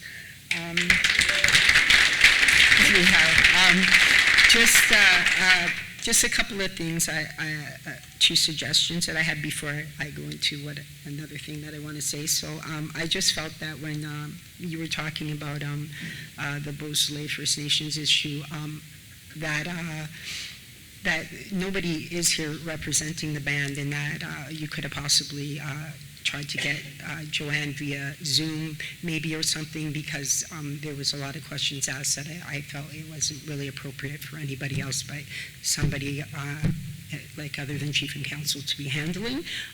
That's just my opinion, but anyhow, and also you had said something about the bail program as well, and so I've been on bail program, and there are check-ins, a lot of them. You have to have a place. So, like, even if you get accepted into the bail program when you're in jail, you can be held in jail with bail for like 5 months waiting for a bail bed. Okay, so like you are free to go, but they're holding you because you're homeless. So that, like, I'm just not sure. I'm kind of confused by the statement that you made, because I know that when you're on bail that, and even officers go to, I was bailed by an individual, so I know that they even came to his home to check up on me. So, I find that, I'm not sure, maybe it's different. I just don't know where you got that information from, so, and I experienced it. One of my issues here, and I know that the jail is in Penetanguishene, and this is Midland, but a lot of people that are from Midland have to go through that system. And I was in jail, I guess it was whenever I was in jail, and just the discharge planning there is like, there is none, basically. So as an individual that wanted help for myself, I had to connect to agencies when I was allowed out on range, because there's so much lockdown, or I'd have to get the server, the one person they allow out, to make phone calls to the Friendship Center, to the Georgian Bay Native Women's Association, to Huronio Transitional Homes, to Chigamig, and stuff like that, to tell them, like, I'm in jail, I need support once I get out of jail, will you send letters for me? Like, so navigating, like, trying to get that together while you're in jail, and you're never allowed out on the range, and there's really no kind of, like, there's people in there to support you, but they won't let them in, and they can't, like, AA can't come in because they're on lockdown because there's no guards and stuff like that, anyway, so, but I did manage to put together, like, some wraparound services. I was released, let me say, November, let's say, November of last year or whatever it was, and I relapsed immediately upon coming out, but I still had all these wonderful services in place. The Georgian Bay Native Women's Association was a wraparound service for me. I was going there all fucked up, right, and they still took me in and would talk to me, and then I was, when I was ready to make that change, it was like a window of opportunity to say, I'm going to trust these people, like all of the services that I had at the time, but especially them, because they had me, and it's like this window of opportunity to just jump and say, I'm going to do this, and that's what I did, and they supported me through just a lot of situations that I was dealing with. I wanted to speak to also the victim services that they have. I was speaking with the victim services worker for the human trafficking today. She said to me that because of the government is only allows certain things for funding, like they're allowed to give me $270, like I've been a victim of human trafficking, right? And even to get that $270, my human trafficking worker from the Native Women's Association had to write a letter to her in order for me to get that. And I just think that's, I don't know, that it's an issue for me anyhow. And oh gosh, what else did I want to say? Also, with the police, I just want to know where you guys are at with when people are having a mental health episode, and just the training that goes into the officers for dealing with people with mental health and addictions like that. And I just want to hail up to Angela over there. I know that when I was down at Tent City, like you would be down there checking on everybody and stuff like that. I know that you and the Native Women's Association are the two agencies that will actually go down there and check on people and stuff like that. And I really appreciate you guys. Hail up to Chigamig, because, I do programming through there. And Huronio Transitional Homes, that's my backbone too. So I just appreciate, I appreciate those people. And just, hold on. And guest house, thank you for the meals that you helped me and my kids out with. Okay, respect.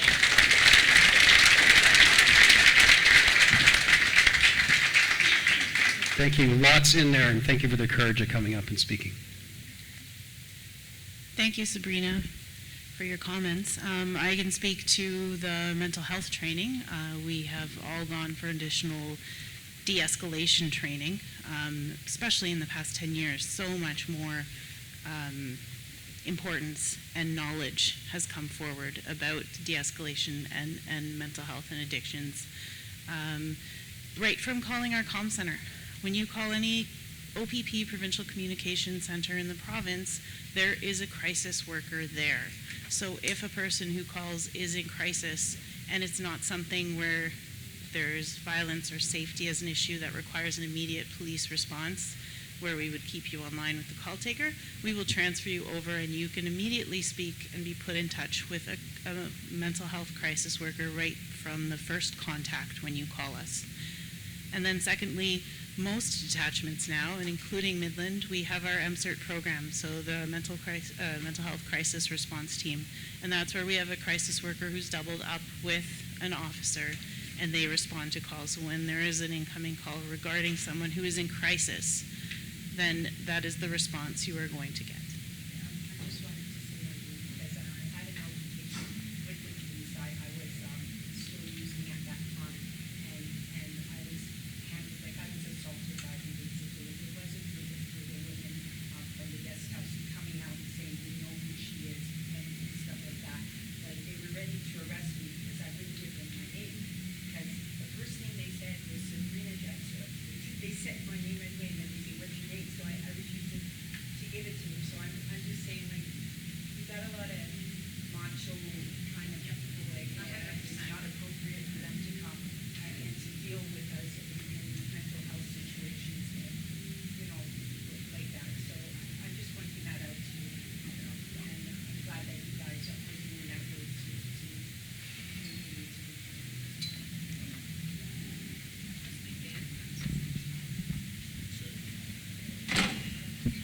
Zach. Good evening. My name is Zach.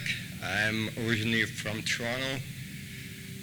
Basically, I have to come to County Simcoe to seek help because in Toronto to be able to get mental health support is pretty hard because the waiting list is huge. So basically, I was homeless. I was a drug addict. I got myself in a lot of trouble. Like I said, I had to come here to get help. I even went to treatment center. I called, like you said, called 911 to get help. They connected me with the Lion Club The Lion Club connected me with Shelter Now.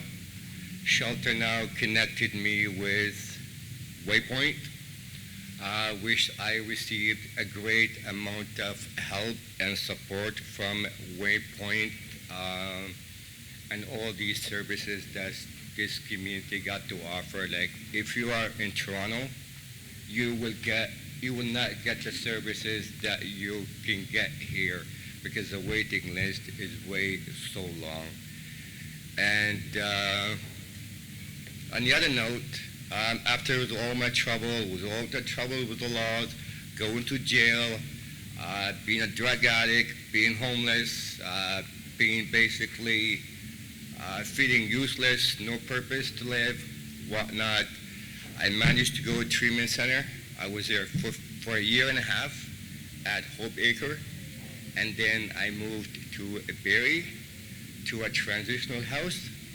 From Barrie, I moved to Elmvale, and step by step, like a baby step, taking step by step to fix my problem. First of all, I got my license back.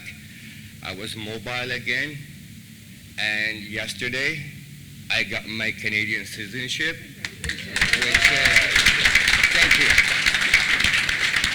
And I owe that to Waypoint, all this community for all their support, and I'm telling you guys, if you guys want to help, it does exist. All you have to do is reach out. That was my problem. I was so, like, my ego was so high that I was afraid to reach out. I was afraid to be judged. I was afraid to be laughed at. I was afraid to, like, all the bad things was coming. That's why I thought to myself, you know what, tomorrow is going to be better than today. But guess what? Comes tomorrow, it's worse. At one point, I didn't know where my next meal was going to come from. I was living in abandoned vehicles in Toronto. I was living on park benches. And right now, like, I'm so grateful and thankful how far I have became. And there's one thing that I am not happy with is that I have tried, after I did all my treatment center and whatnot, I wanted to give back to the community. So I went and I applied for the Salvation Army to volunteer. I had to do a criminal record check. Guess what? For volunteering at the Salvation Army, I was denied to volunteer because I have a criminal record. Why is that? I was denied and I don't have a criminal record. Right? Right now, I volunteer at the guest house. I go there and I prepare meals every Thursday. And again, now I work for the township of Penetang. I go around, I clean garbage. The gentleman that mentioned something about paraphernalia, we are aware of that. There's a unit that specializes. When we see something like that, we do pick up that phone, we report it, they will come in and will dispose that needle or whatever that paraphernalia is. So again, thank you for everything, for all the support. Beth, I appreciate everything that you have done for me. I wouldn't have been here without you. So thank you very much. Thanks, Zach. And I challenge any Canadian to try and write the citizenship test and passed it. And Zach just nailed it, so. Good evening. My name is John, and I am profoundly moved by the stories I've heard, which kind of brings me to criticism of town council for sending a letter or accepting a letter regarding overriding, using the notwithstanding clause to clear encampments. I don't see how supporting what the Premier wants, help to clear encampments, I don't see how that shows compassion.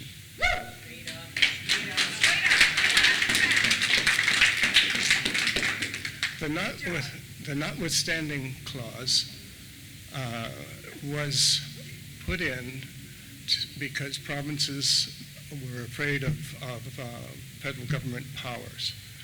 It was proposed to be thought about in an extraordinary manner, not somebody's hobby horse, not somebody's whim.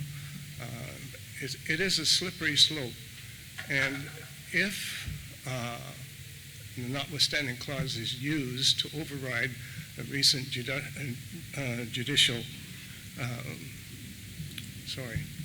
the recent decision on 2023, and you mentioned it, about homeless people living in a tent cannot be moved without another place to go.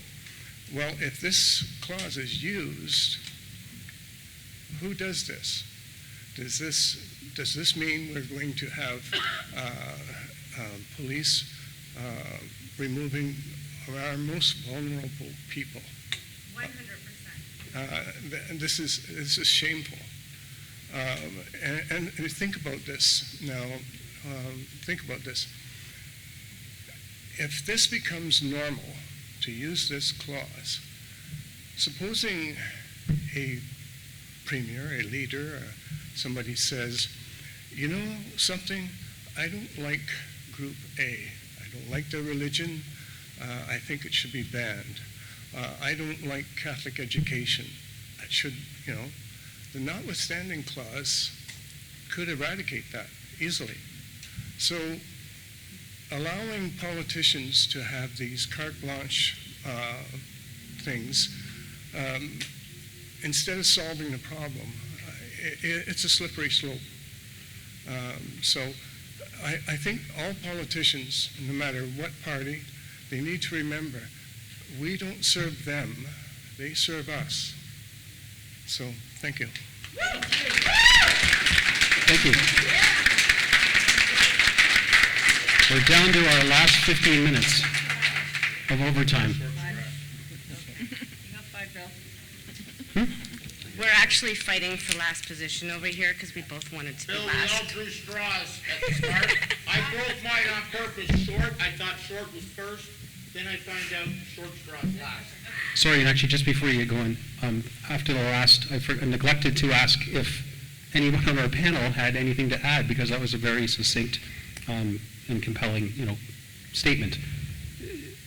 No? Okay. All right. I think some of it was more directed my way anyway, so, but fair enough. Take it away. It's all yours.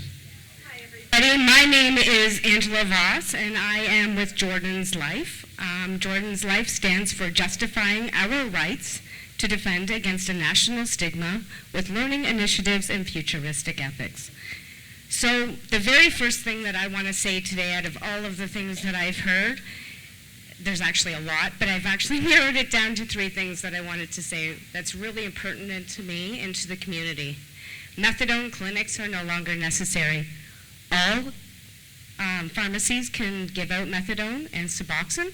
Suboxone is not just an injection, it is a tablet, it's a dissolvable, and there's no need for a methadone clinic because it is a way for everybody to congregate together. And it is another way for people to influence each other in relapse. So let's face it, we got to remove some of these things that put substance use disorders in the faces of those who are suffering. Because the more that we do to eliminate them relapsing, the more that we can prevent all of these things happening in our community. Another thing that I wanted to talk about is hiding homeless people. Angela and I have discussed this before, and we've had our differences, but we don't hide people that are vulnerable. How do you just put them away in a closet and expect them to do better? We can't. We need to see them every single day.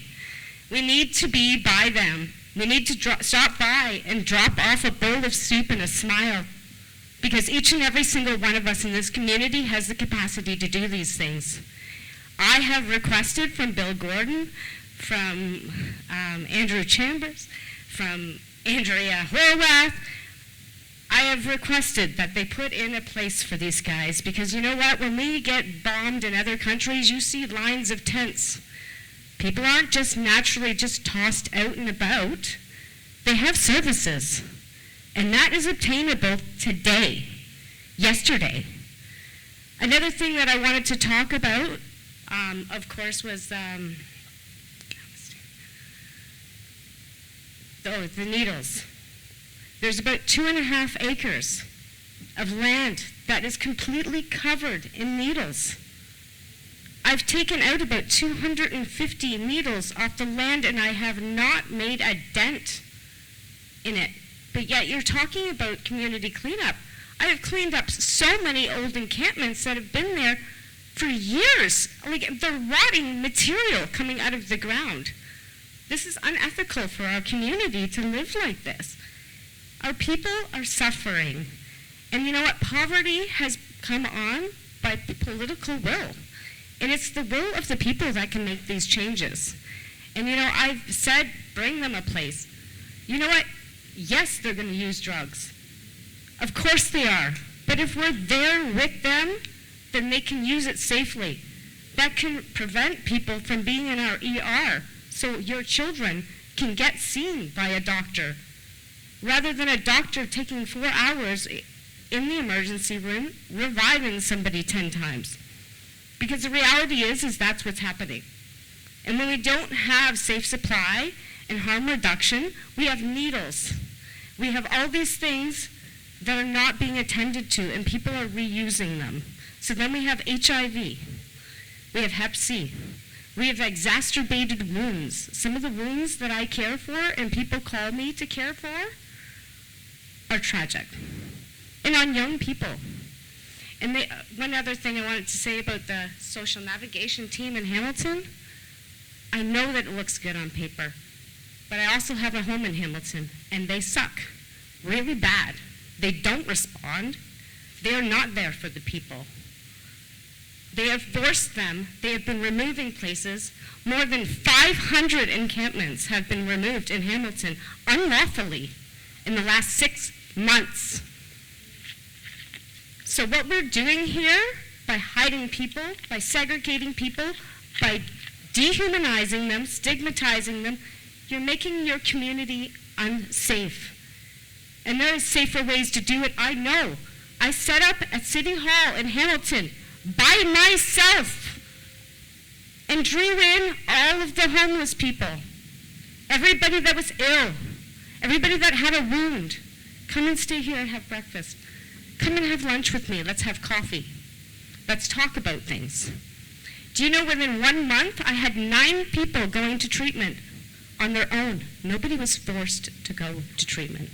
So these Heart Hub ideas that you have to put people into treatment, I'm going to tell you, Guy Fatelli, 18 times he said he relapsed. And he went willingly.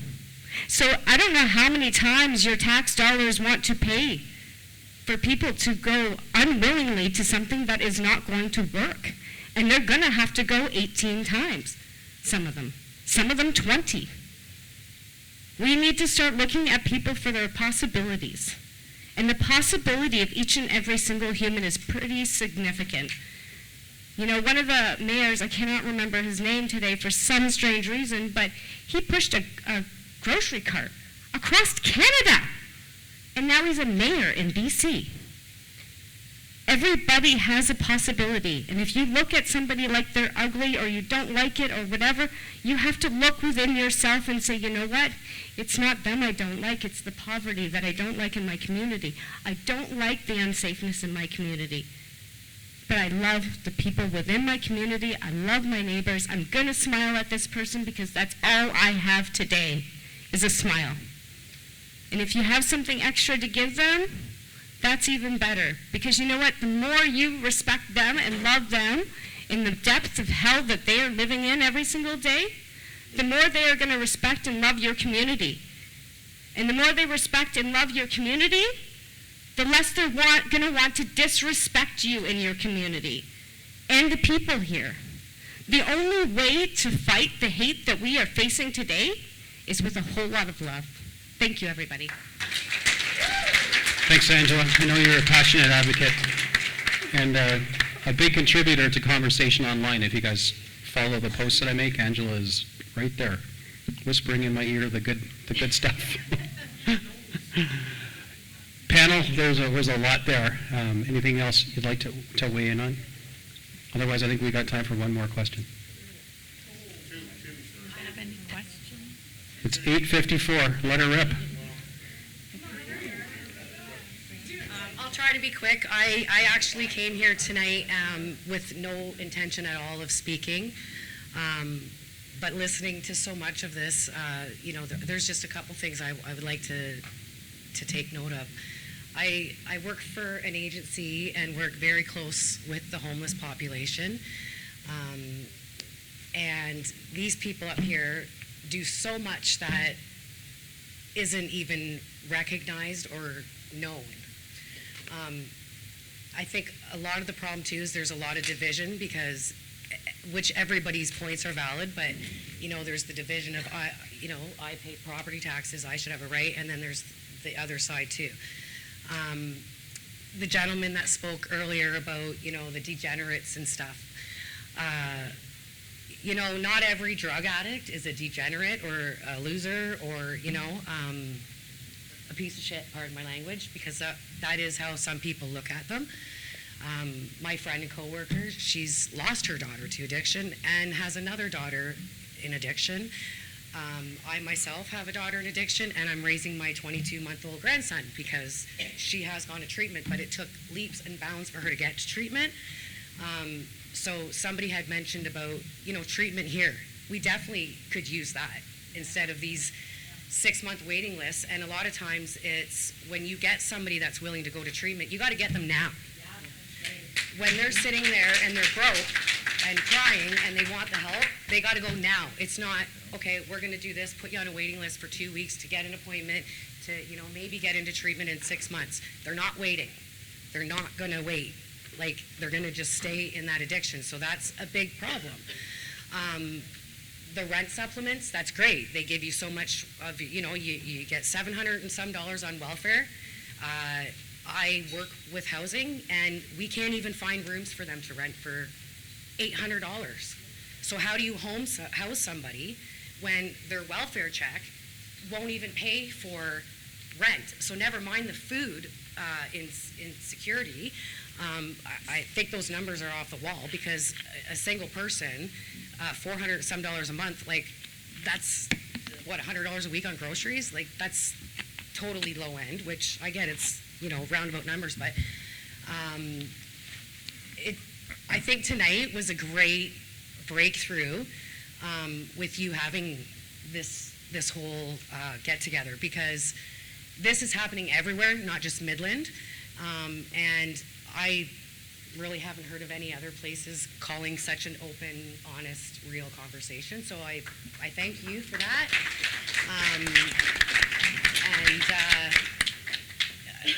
Nobody knows the answers. I think at the end of the day, we all want to, get together and help. And I think this was a great start. And I just want to say thank you to every single one of you up there that do what you do, because a lot of it is behind the scenes that people aren't aware of. So they get angry and they say things that without the facts, and then a lot of the agencies take slams that we're not doing things, but we are.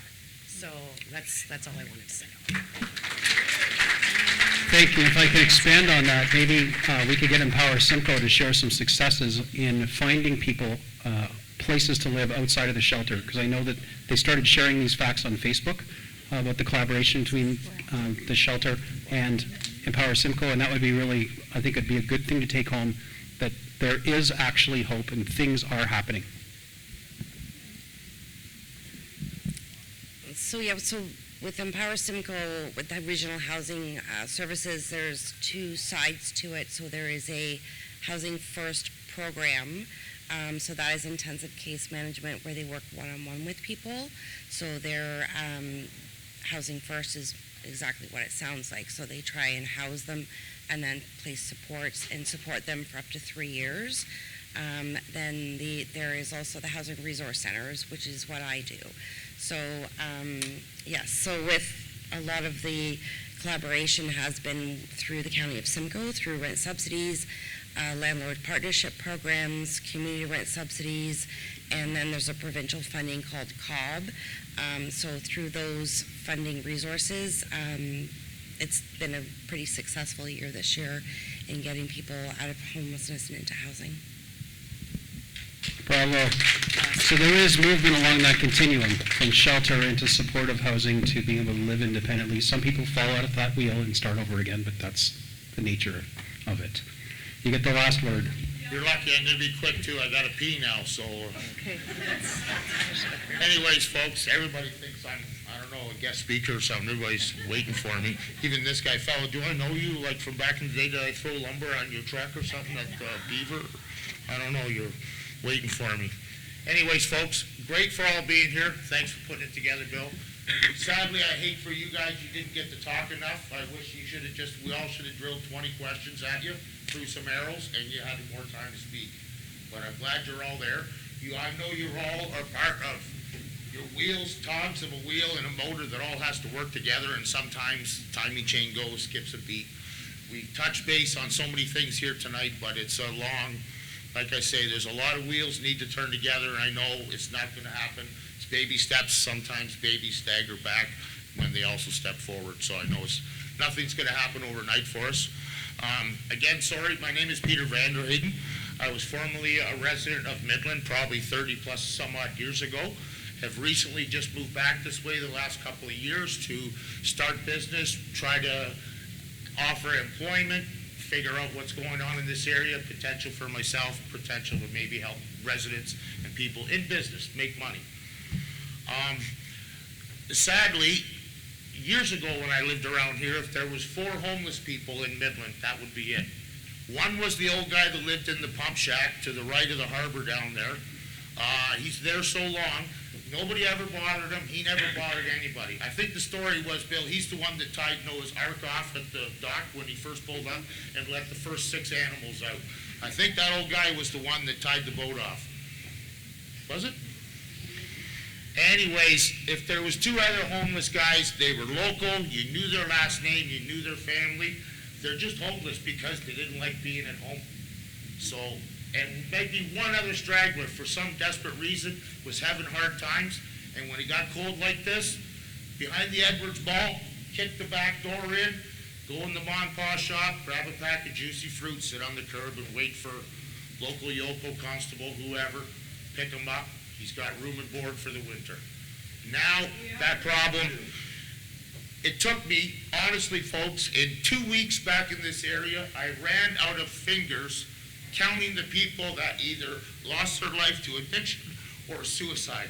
It was saddening. It was crippling. To hear the numbers, people threw numbers at me of homeless people in this area, I said, that's got to be impossible. I've lived in Brampton, and I've never seen that. I'm from Kitchener, Guelph, Waterloo area. I've never seen those numbers. These numbers that people have told me are in the hundreds. It's staggering. I never thought, believed true until I went and found out myself and looked for them, and there they are. Again, some short examples. Again, I know we could talk of addiction, we could talk of the home prices, this, that. Everybody's touched base on that. 4 examples, 5 examples of people out there. You have a 70-year-old man, is his second winter now going to be living in the back of his pickup truck in the Tim Hortons parking lot. 70 years old. Another 62-year-old man is at the old Uniman site down there, 62 years old, building himself a pioneer shelter out of caveman tools. 62 years old. 30 years ago, I worked with this fella. He's educated. He's a single father, raised a daughter, had smart, always smiled. Even on his worst day, he could laugh it off. A gentleman took me down there. I was shocked. I could not believe that this fellow was there, and the look on his face is like he hasn't smiled for 20 years. It was staggering. Another gentleman I know from a camp, 40 years old. He is actually under government care. They have guardianship of him. They bring his medication. They send his psychiatrist, his doctor, a gentleman gives him a needle. They send his check into the bank. They know he lives in a tent, and they let him stay there. If they, any other option to him from his doctors and from his caretakers is a threat, If you don't do this, we're going to send you there. He has options. He's trying to reduce his medication. He is actually smarter than they realize. He has potential to take care of himself in the right setting. Maybe he's with the wrong people. Maybe he's got a bad day. That's fine. But I've seen him after a meeting with his doctor, and he is crippled for 3 days. This gentleman was positive when the doctor showed up. He has new inside plans for his life. His doctor kicks him in the knee instead of lifting his leg for him. He's crippled for 3 days. He's rattled. All his plans, all his intentions, everything he hoped for, lost again. It's a merry-go-round for him every month, 30 days, over and over. Another poor situation, 19-year-old, 20-year-old kids in a tent. She's pregnant. How far along? I don't know. 19, 20 years old. They don't even know how to fart right yet, let alone raise themselves and take care of things. Who's going to help them? Where is the options to help these people? That is just, to me, is insane. Again, like everybody says, you cannot paint everybody with the same brush, and definitely do not use the same color paint. Everybody has a story. Everybody has a reason. Everybody has a problem to solve. Fine and dandy. The handout to help everybody is much appreciated, wonderful, but the reach out is not there for some of these people that need it. Like the gentleman that I spoke of that's in a tent that shouldn't be, and the other young kids that think that everything is going to be fine. There's some miracles going to happen. Miracles don't just happen like that.